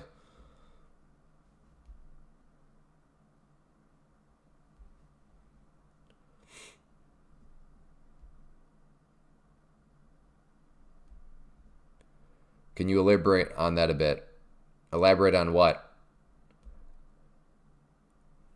It's been a while since I've given this little lesson. If you want to be a very, very valuable asset in a chat box, avoid broad words. That, this, it, yes, no, those.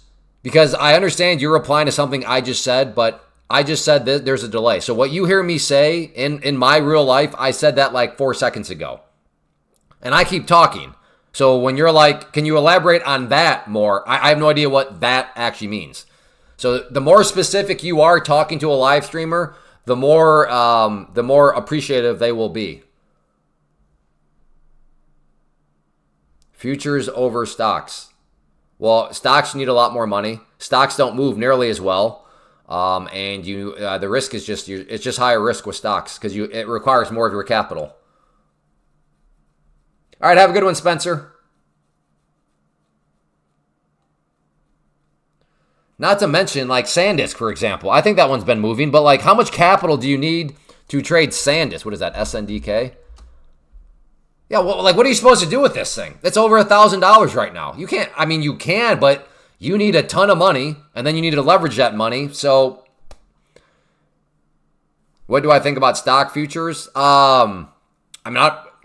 To me, one of the reasons why I got away from stocks is I don't have to scan, right? I spend zero time scanning the market because I just know that I'm going to look at maybe 3 things on the day. That would be the NASDAQ, oil, and gold. But more times than not, I'm just looking at one thing, which is great because with stocks, you got to try to track all this stuff. You got to run scans, find the hot. So with stock futures, it's like, well, I don't want to now all of a sudden have to try to keep track of 8 different futures contracts. I can barely do 3. So I don't have anything against stock futures, but at the same time, one of the beautiful things that I love about futures is I know what I'm going to trade every day because the same thing every day gives multiple opportunities, and I don't have to spend a dime on scanners. I don't have to spend any time running scans.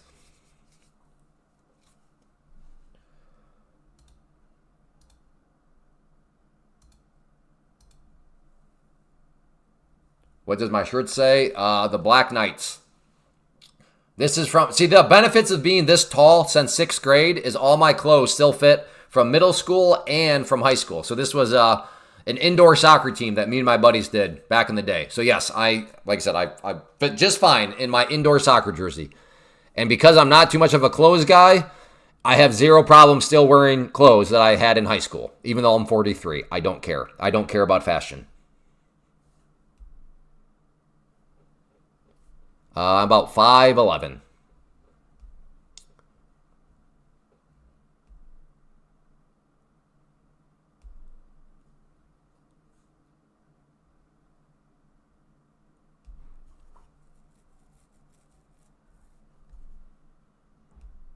Well, there does reach a point, newbie, where, there does reach the point where volatility is so crazy that, you can't actually day trade it responsibly. AK, you were around for silver, right? Silver was the craziest thing I've ever seen. It was so volatile. It was, you're either, and I'm not kidding, if you were not around for silver, this will sound crazy, but, you either made several $100s in a couple seconds, or you lost several $100s in a couple seconds. And if you were in a trade for longer than 15 seconds, then that was kind of like weird, because like, wait, you lasted in a silver trade for 15 seconds? So, I mean, there does reach a point where things can be too volatile. So we're looking bullish for the day. I don't know. That would depend on your strategy.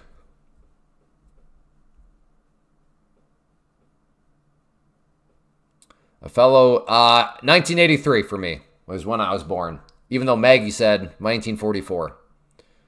I had to leave, so I didn't know if the breakout rejected or not. Oh, gotcha. Yeah.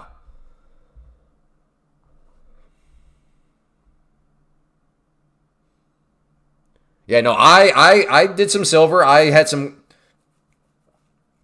So in fact, I went on tilt with silver, and I'm not kidding.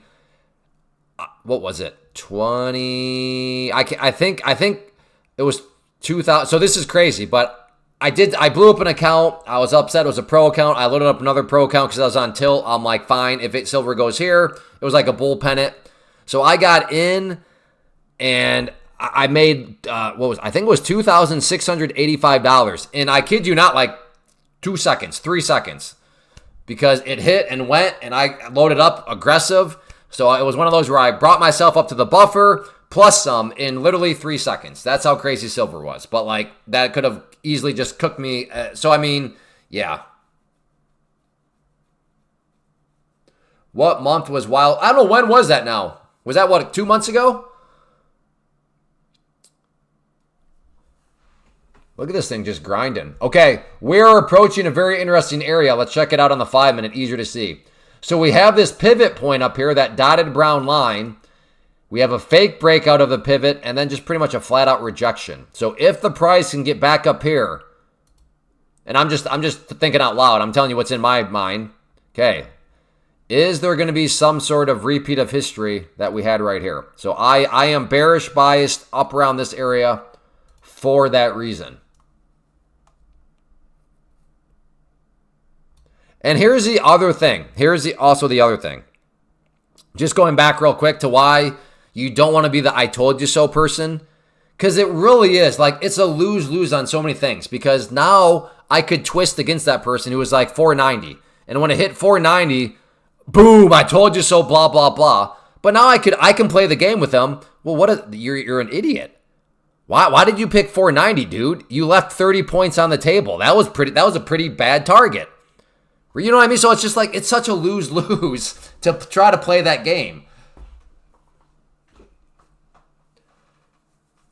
Now, if you nail the top and it was 490 and came down fine, I mean, you're still going to look stupid by saying I told you so.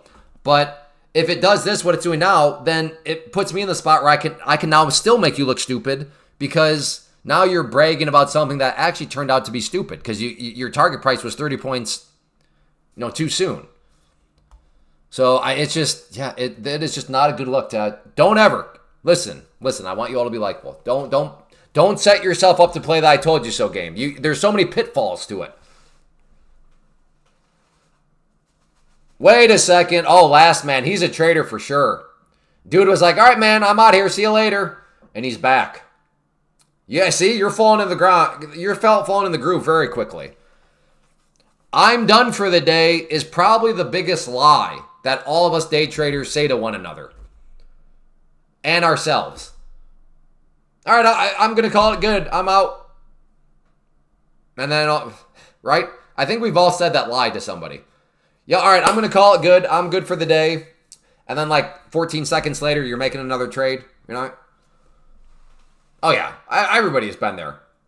Like, that is one lie that I think we all have told as traders, to ourselves and to other fellow traders.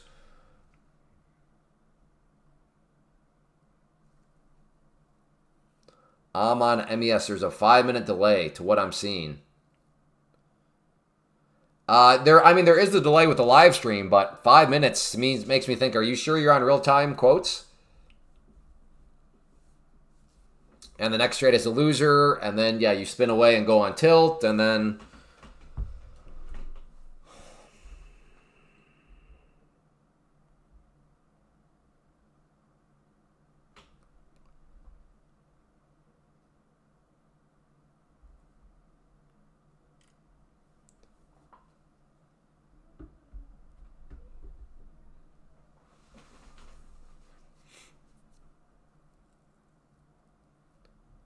I'm 5 minutes ahead of what you show. Yeah, that to me, yeah, I don't know. There's something off there. Hey, Clay, working on a test, looking to go long at 537. All right, short bust. That's good practice. No broad statements there. That's some quality practice you got going on. Good job. Yeah, just one more trade to get back in the green. Just one more.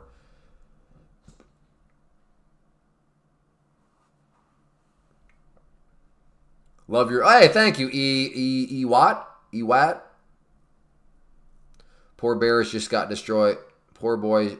Poor Bears just get destroyed all the time. I mean, kind of.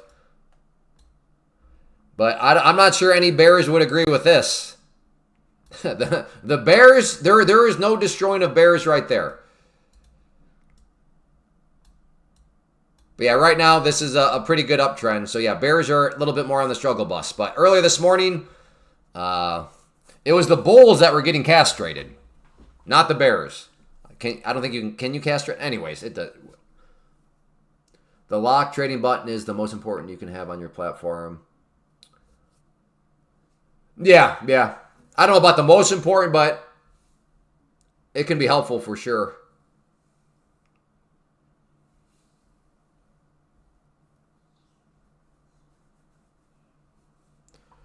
I got a limit order to go short. 547. Gotcha. Roger that.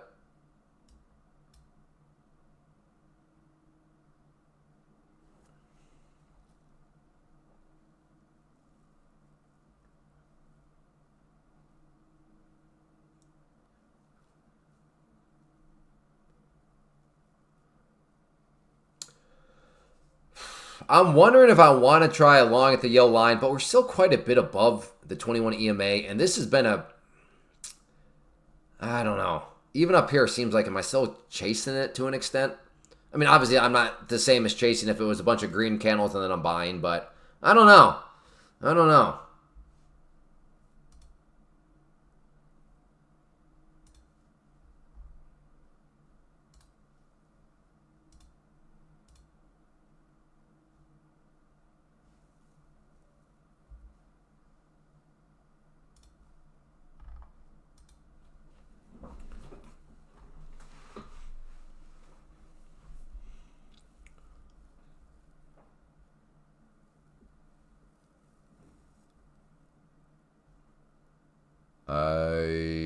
Whoa, 49 for a long.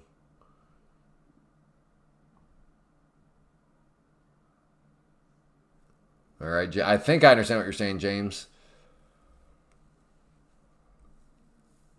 ES, what's ES doing? Oh, yeah. Again, I'm interested in a potential short up around the 540-ish area for the reasons discussed already. Based on the 5 minute. I mean, I guess it's based on this too if I squeeze down enough. In fact, let's do this. Let's map out a resistance zone. So let's call from here up to there, kind of like a resistance zone. So if it can get up to that area. What did I, huh? Ooh. There we go.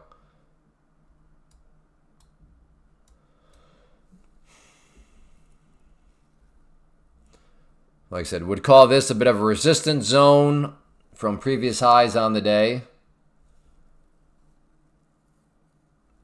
But yeah, this, ooh, wait. Do we have a rising wedge? Wait, let me cook real quick. Sorry if somebody already mentioned the rising wedge. I think we have one, though. Okay, there's that.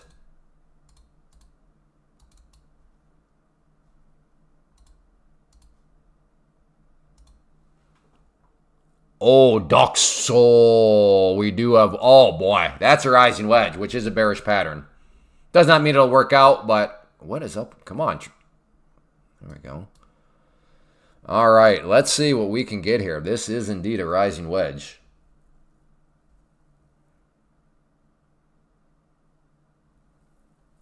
Let's see what we can cook up.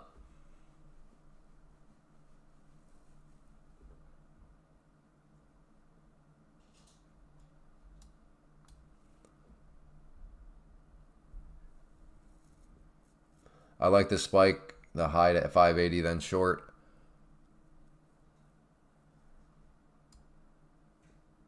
580. Okay. We'll see what happens there. But right now, we are just putzing all of a sudden right here.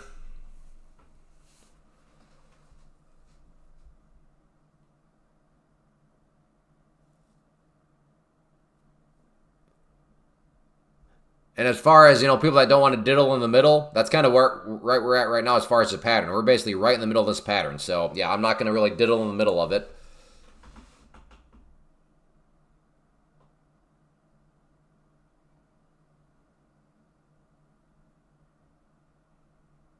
What would be so spicy is if we can time it up where that's the area where the price come up and hit it, and just a short right there. You have the top of the rising wedge and the beginning of this resistance zone.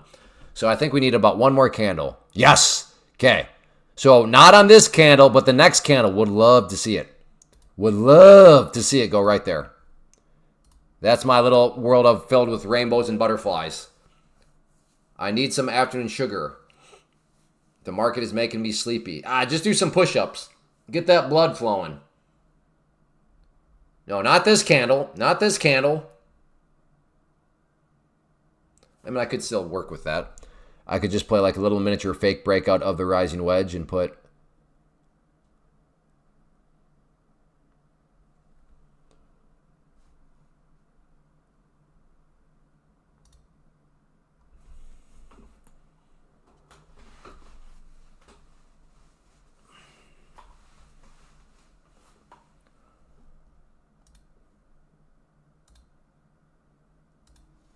Okay, here we go, maybe.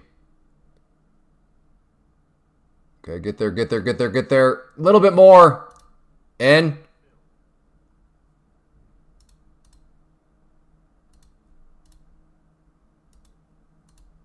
Good, first target hit. Keep coming down.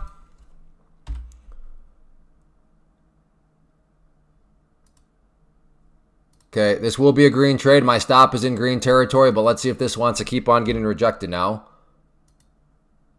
Keep coming down. Hit that next target. Come on. Fall down. Fall down. A little bit more. Come on, reject. Again, this will be a green trade, but let's see how big green it might want to be. Come on, rising wedge. Do your thing. No, no, no, no, no. All right, stopped out. Okay, I can always reassess. I will. I will get short right here if it wants to reject from. Again, we have the rising wedge. We have the beginning of the resistance zone. So if that red line turns blue, I am in once again from the short side. Is it really going to just kick the rising wedge in the face? That would be impressive. Again, we are with the rising wedge, and there's this resistance zone here. Are the bulls really... Of course, the bulls could be this strong, but this is actually quite impressive. Wow. Okay, okay. Ain't no way I'm interested in long here, though. That's for sure.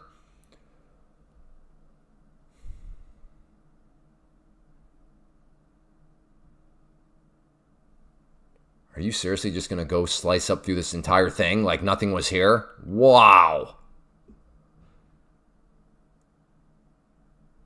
Like, really? Okay, so not a coincidence that it bounced off that yellow line, because, again, that was the top of a resistance zone, but...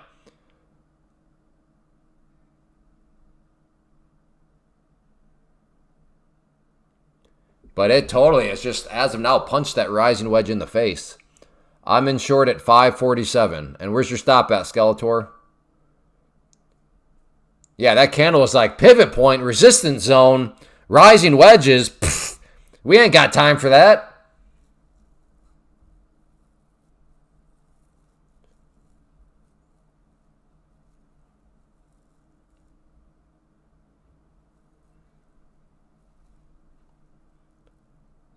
I mean, did you want to make any other groundbreaking observations, Zooks? With hindsight in your favor? Did you want to make any other brilliant observations?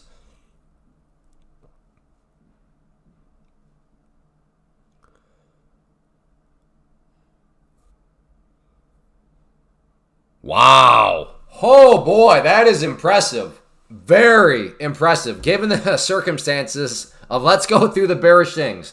Rising wedge, the resistance of the rising wedge, the resistance zone, the fact that there was a pivot point up there, the fact that these were highs, did not care at all.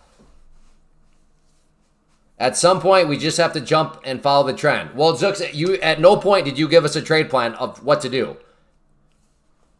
So tell us when. Give us a trade plan, Zooks. Holy smokes. See, this is where I can really cook up that one guy. He was bragging about 490, called it, told you. Dude, you were like 100 points off.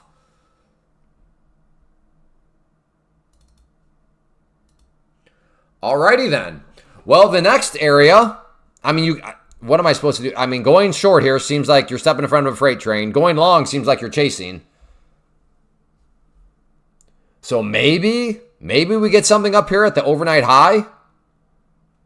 But that was very impressive strength. There were so many bearish things going on. Resistance zone, the pivot point, the rising wedge, and the bulls are like, we don't care about none of that.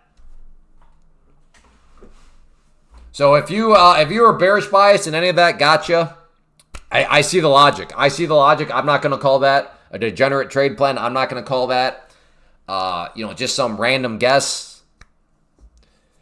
Hey, KRT. Hello to you and Blossom.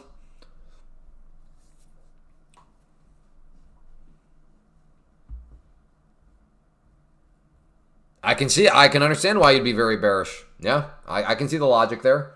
So, heck, I even got short somewhere around here. Isn't it funny now to look and be like, remember, just like 5 minutes ago, I think it was on this candle, where I was all like, okay, here we go, rising wedge, here we go. Am I going to get paid? Nope, not even close. Now, again, it was still like a small green trade, but it looks so silly right now to, at one moment, like I actually had some legit, like, validity to think that I was maybe going to get paid from the bear side.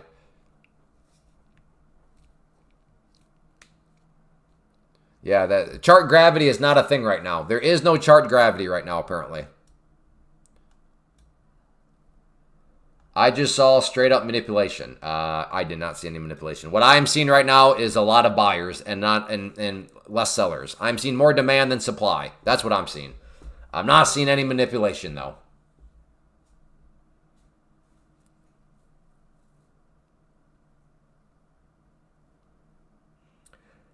I see buyers in search of people willing to sell. Hence, they have to keep going higher and higher before they find people willing to sell.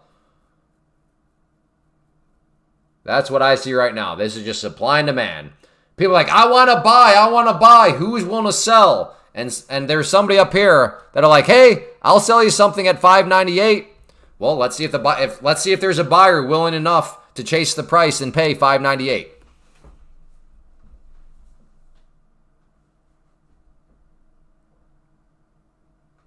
There will be a point where sellers start to show up and they're like, wait, I want to sell. Where's the buyer at? And then they have to go find the buyers. And when the sellers really have to find the buyers, that's where, pullbacks and stuff happen.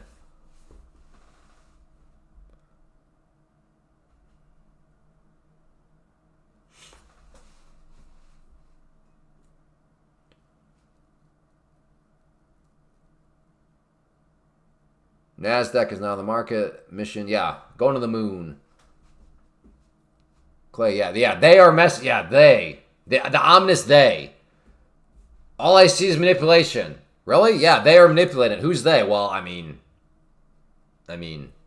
yeah. Anyway, next topic, please. Yeah, who is they? Well, they. Yeah. Who's that? Them.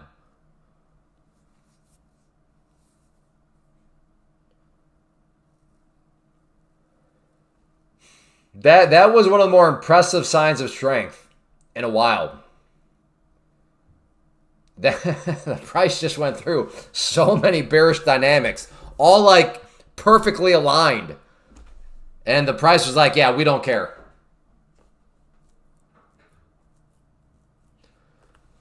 Yeah, I'm not touching anything till that overnight high. Even, I get it right now, it's a little red here, but like, for me, we're still so far away from the 21 EMA. They. Yes, if you define they as the market participants, fine. Any news? I haven't seen it. Nobody has posted anything. Maybe there is.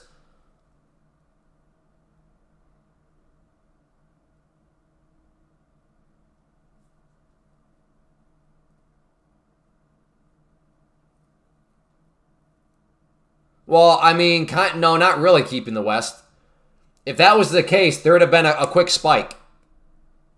Because your cluster of stop losses all have a trigger. And if they were all triggered, yeah, there can be slippage, but there would have been a spike. There was no spike here. This has been just like a methodical move upwards. Stop losses that are market stops don't methodically get filled. No, like if something is hit, if you ever set a stop, you know, and you're telling it, market stop hit, get me out. So I agree, there was probably a cluster of them, but like that's not what's going on here. It was a cluster of stops creates, you know, that's where those spikes can come from. I got cooked at 160. 460, I think is what you meant.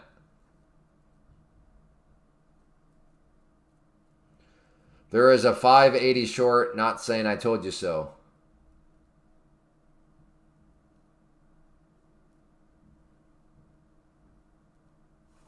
Yeah, you did say something about 580. Where is 580?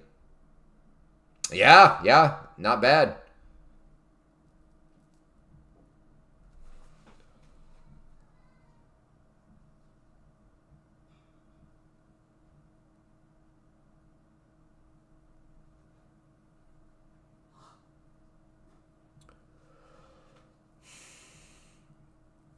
From last night opening, 5 moves up and down to 400 points. Crazy. Yeah, we were talking about that earlier in the stream.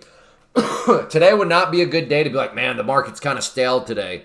Man, the market's not really moving today. Between the opening right around 9:30 and that catastrophe downwards to now where we are now, yeah, it's moving.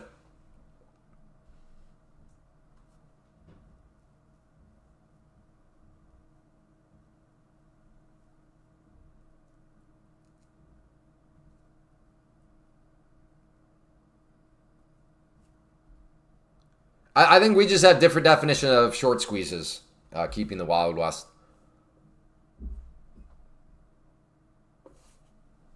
Again, as you described it, a cluster of them would have been a spike up. That was not a spike. This was actually a pretty methodical candle.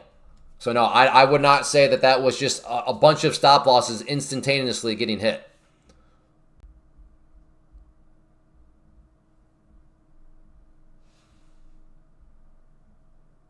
Not many trades today.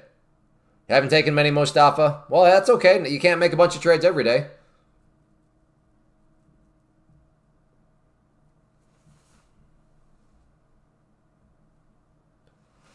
Abby? Do you still have the appointments today?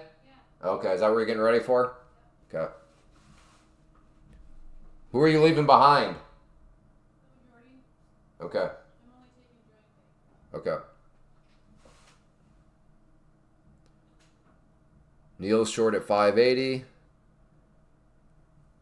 Good job, Mr. Wall Street. All called ahead of time. There we go.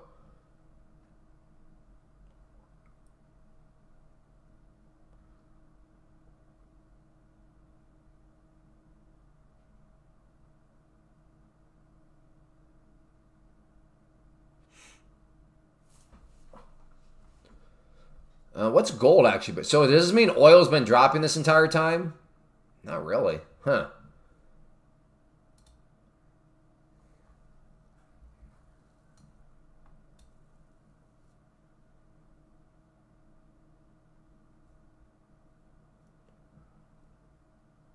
I missed all the fun today. Once like we talked yesterday. I mean, maybe, or else maybe you missed a train wreck today. Unless you define a train wreck as fun.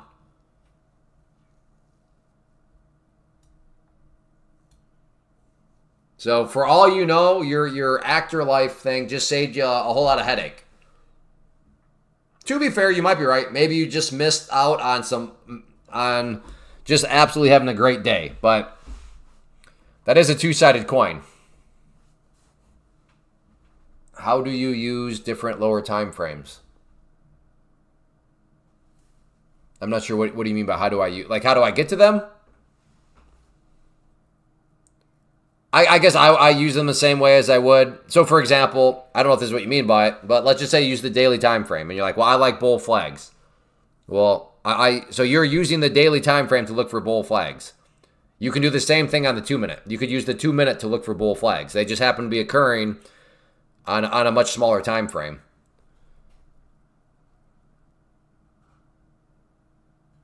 I see a market halt. I think your platform's frozen up. If you see a market halt, then you got a platform issue. Or maybe I have the issue because my numbers are still moving, but maybe my numbers should not be moving. How is the fees? Very low. That's something I've learned about Take Profit Trader, the prop firm I'm in. I never realized this, but they have some of the lowest fees of all the prop firms, especially when it comes to micros.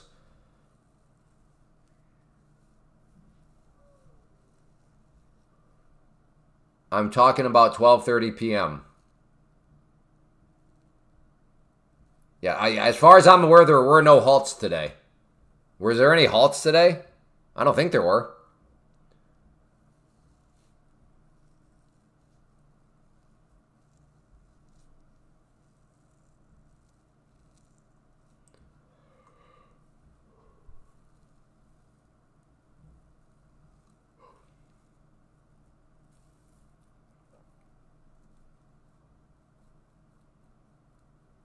So, Random Hero, we don't know what you're talking about, brother.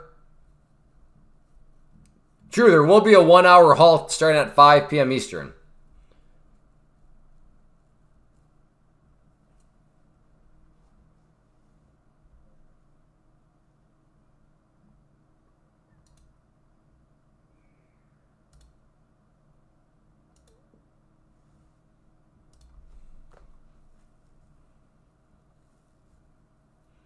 Yeah, it did pull back. Clay, why don't you buy the pullback? It's still so, it being the price, is still so far away from the 21 EMA. Potentially something around here could be interesting. Maybe a buy the pullback to that pivot point. Just basic idea of, former breakout point. Areas of resistance can tend to act as support. So does it do something like that? But yeah, right now it's not really close to anything. It's still so far up.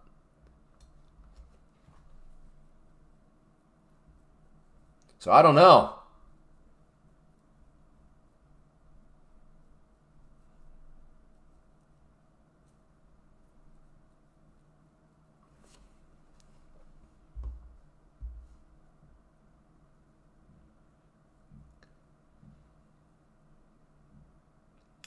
I'll take another off if we get there. In hindsight, I should have taken that squeeze. Well, I mean, yeah, you always got to be careful in hindsight. In hindsight, I should have done, yeah, well, no kidding. Yeah, in hindsight, we all should have bought Bitcoin at $10 a coin. Or maybe a rejection of, yeah, I mean, I'm interested in potentially a short up around there. That assumes, of course, it gets up there.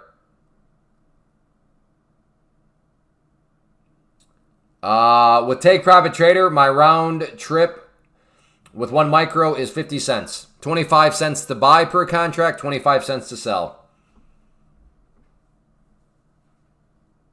Correct. Hindsight is indeed 2020. I'm not saying you can't go back and look at your trades and try to be honest, but just remember you do have hindsight confirmation bias, which can make things seem way more obvious than were probably not even a thought at the time. So, again, I'm not saying to not go back and analyze your trades. I'm just saying as you analyze your trades, be very careful of hindsight confirmation bias. Yeah, exactly. Should not have bought that pizza with Bitcoin back in the day.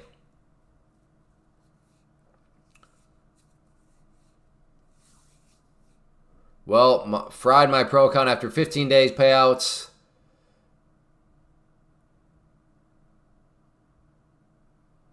Oh, that's the worst. Well, Ty, fantastic job, buddy.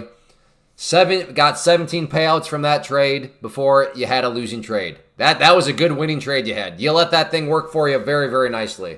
So the ROI on that trade was probably in the thousands of percents. In fact, how much payout did you get from it, if you don't mind sharing? Let's figure out the ROI you had on this trade. Assuming you don't mind. So what did you pay for it? And then how much payouts did you get before you just cooked it? If you don't mind. I understand if you're like, I'd rather not. Oh yeah, it never feels good to cook a pro account. I hear you there.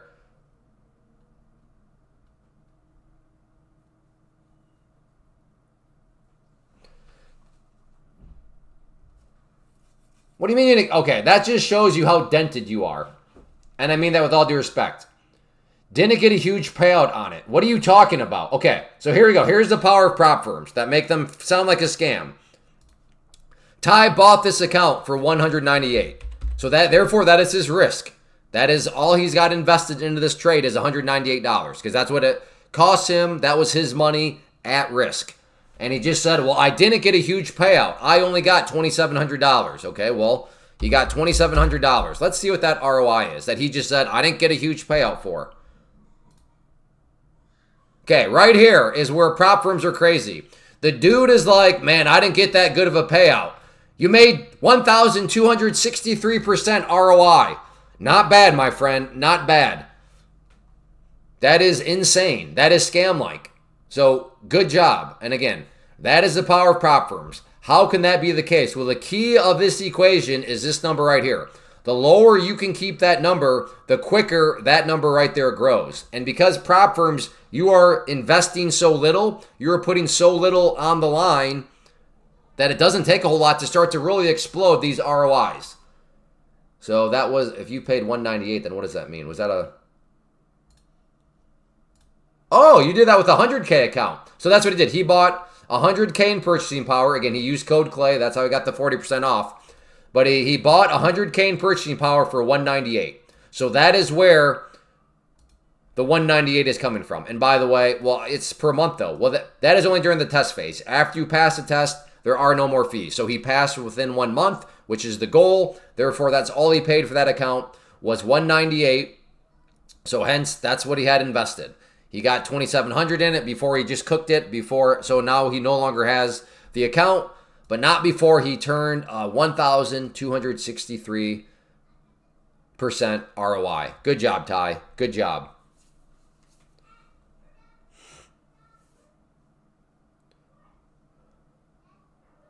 For March, I got 12,000 in payouts across the few accounts. Yeah, exactly. Heyo, just the power of the ROI.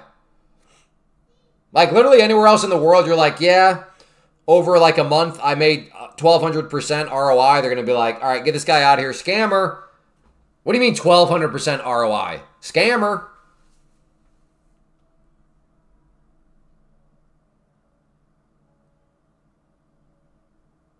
Yeah, Benjamin right there. Another great ROI.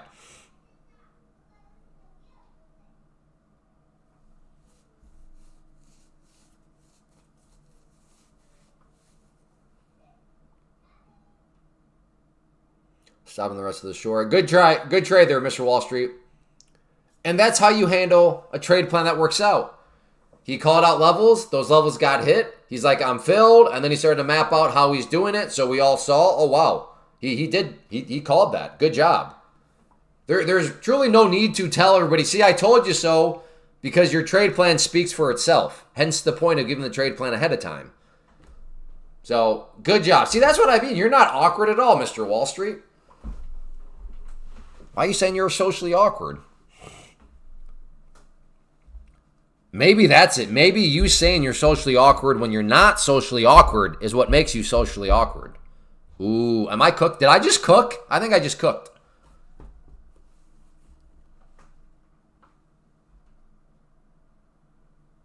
But I'm just kidding. That's not, it's just, You're good, brother. That's my advice. Just behave, and if you just pretend your real life is a chat box, you're gonna be cooking. You're gonna be cooking with baby oil. Or at least I think that's the saying.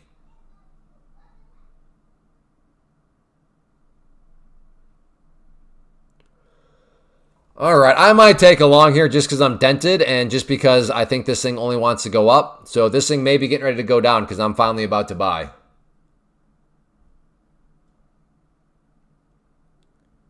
No, I can't. That's... Okay, I'll buy down here. I'll buy down there.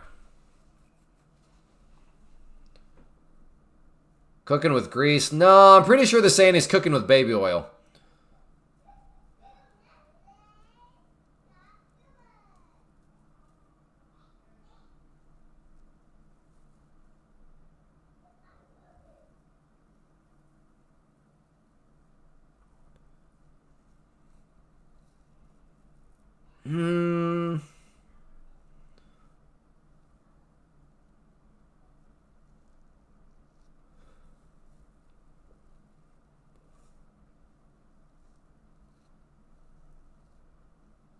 Cooking. No, that's only for Jimbo. That's only for Jim. That would be cooking with soy milk. And I'm gonna actually wait for the 21 EMA. There we go.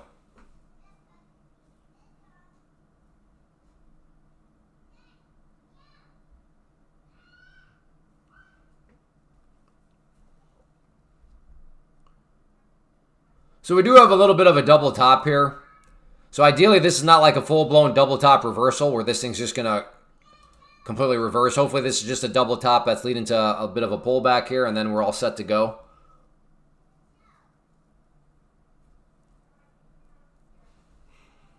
But we'll see. We'll see.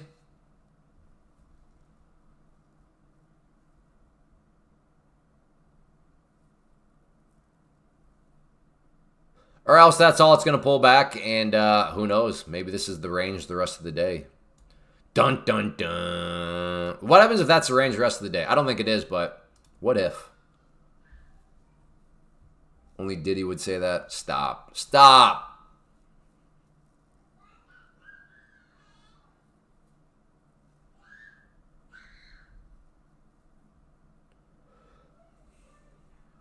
My strategy, one for the cake profit. Trade 2 micros. Plenty of cushion. Up. Good job, dork. That's his name. That's his name. Before you people seeking out to be offended. Before the people who go through life seeking out to be offended. Get on my case. That's literally his name, okay?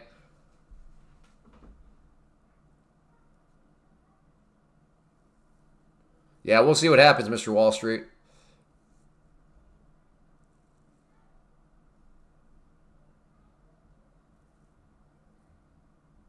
How do you manage the 50% less profit?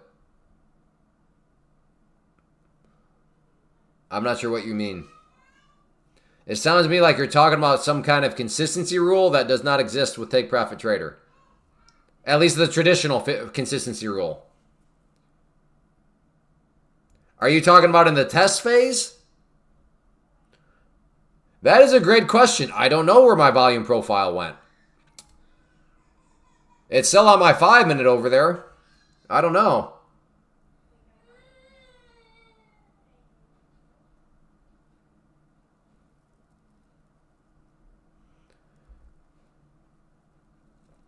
Yeah, if you're talking about during the test phase, they really need to change the name of that thing. That was some more feedback I gave him. Was like, you got to call that a different rule because most people hear consistency rule and they think about the one that can get confusing. But like their consistency rule is not confusing. It should just be like a max profit rule. They got to stop calling it that. What is the minimum I can request for payout? As anything above the buffer. Good, I'm looking to get long at the green line here.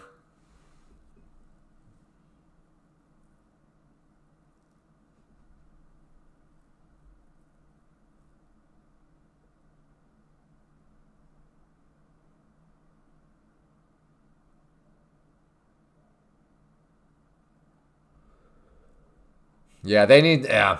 Like I said, I gave them the feedback on the call I had. I was just like, you got to call something, you got to call that different. Because people hear consistency, and rightfully so, they jump to like what all the other prop firms mean by consistency rule. But it's like, but yours is not that. It's way more, it's more simple. It should just be like 50% max profit rule or something like that. What do you mean by 50% max profit? Well, the most you can make in a day is, 50% of the, I don't know. There's just something better that they could call it.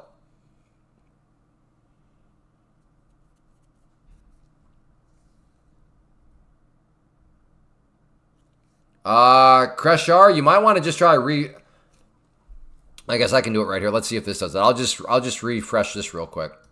Let's see if this does it. Okay, so going for the refresh. Is it back? Oh, the anticipation is killing. Hey, it's back. We back. So just try refreshing. If you're on the desktop platform, F5. Thank you to, I think it was either Todd or Ty. Pretty sure it's one of the T's that taught me that trick.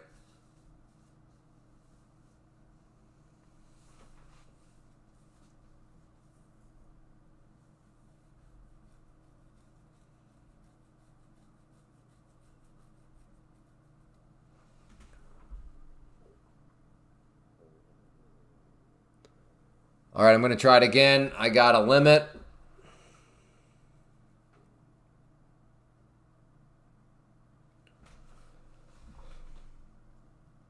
I'm starting to get annoyed. Like, all I wanted you to do is pull back right here. You've gotten so close, and now you're refusing to just drop a little bit more.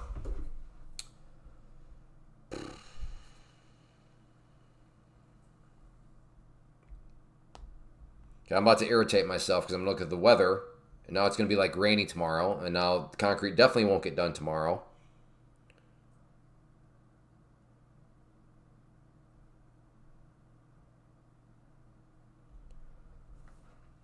Still good for tomorrow.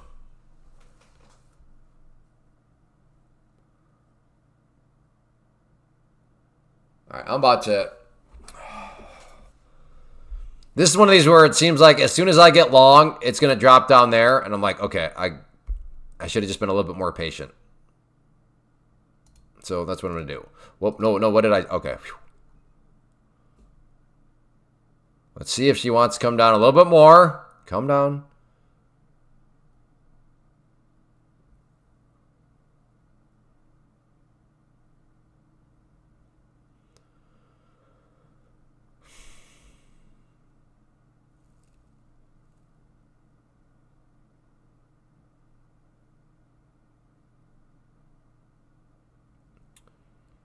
All right, I'm getting irritated. I'm getting irritated.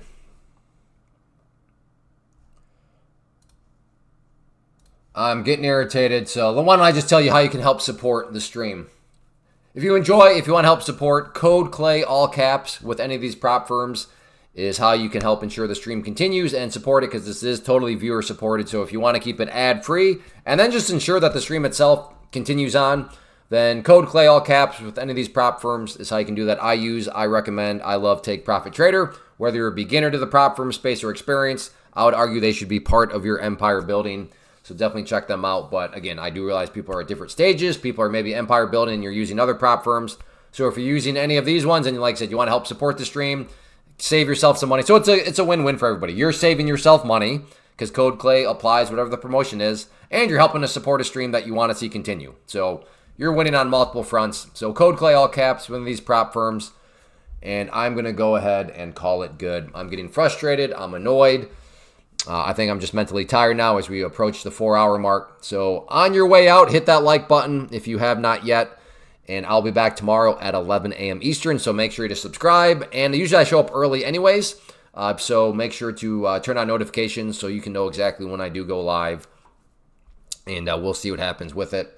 And see what time I show up. But yeah, so overall, I guess a fine day, a little frustrating, but it is what it is. So hopefully everybody a little bit better of an afternoon session than I did, but I will take it. So thank you everybody for being here. Like I said, code Clay, all caps.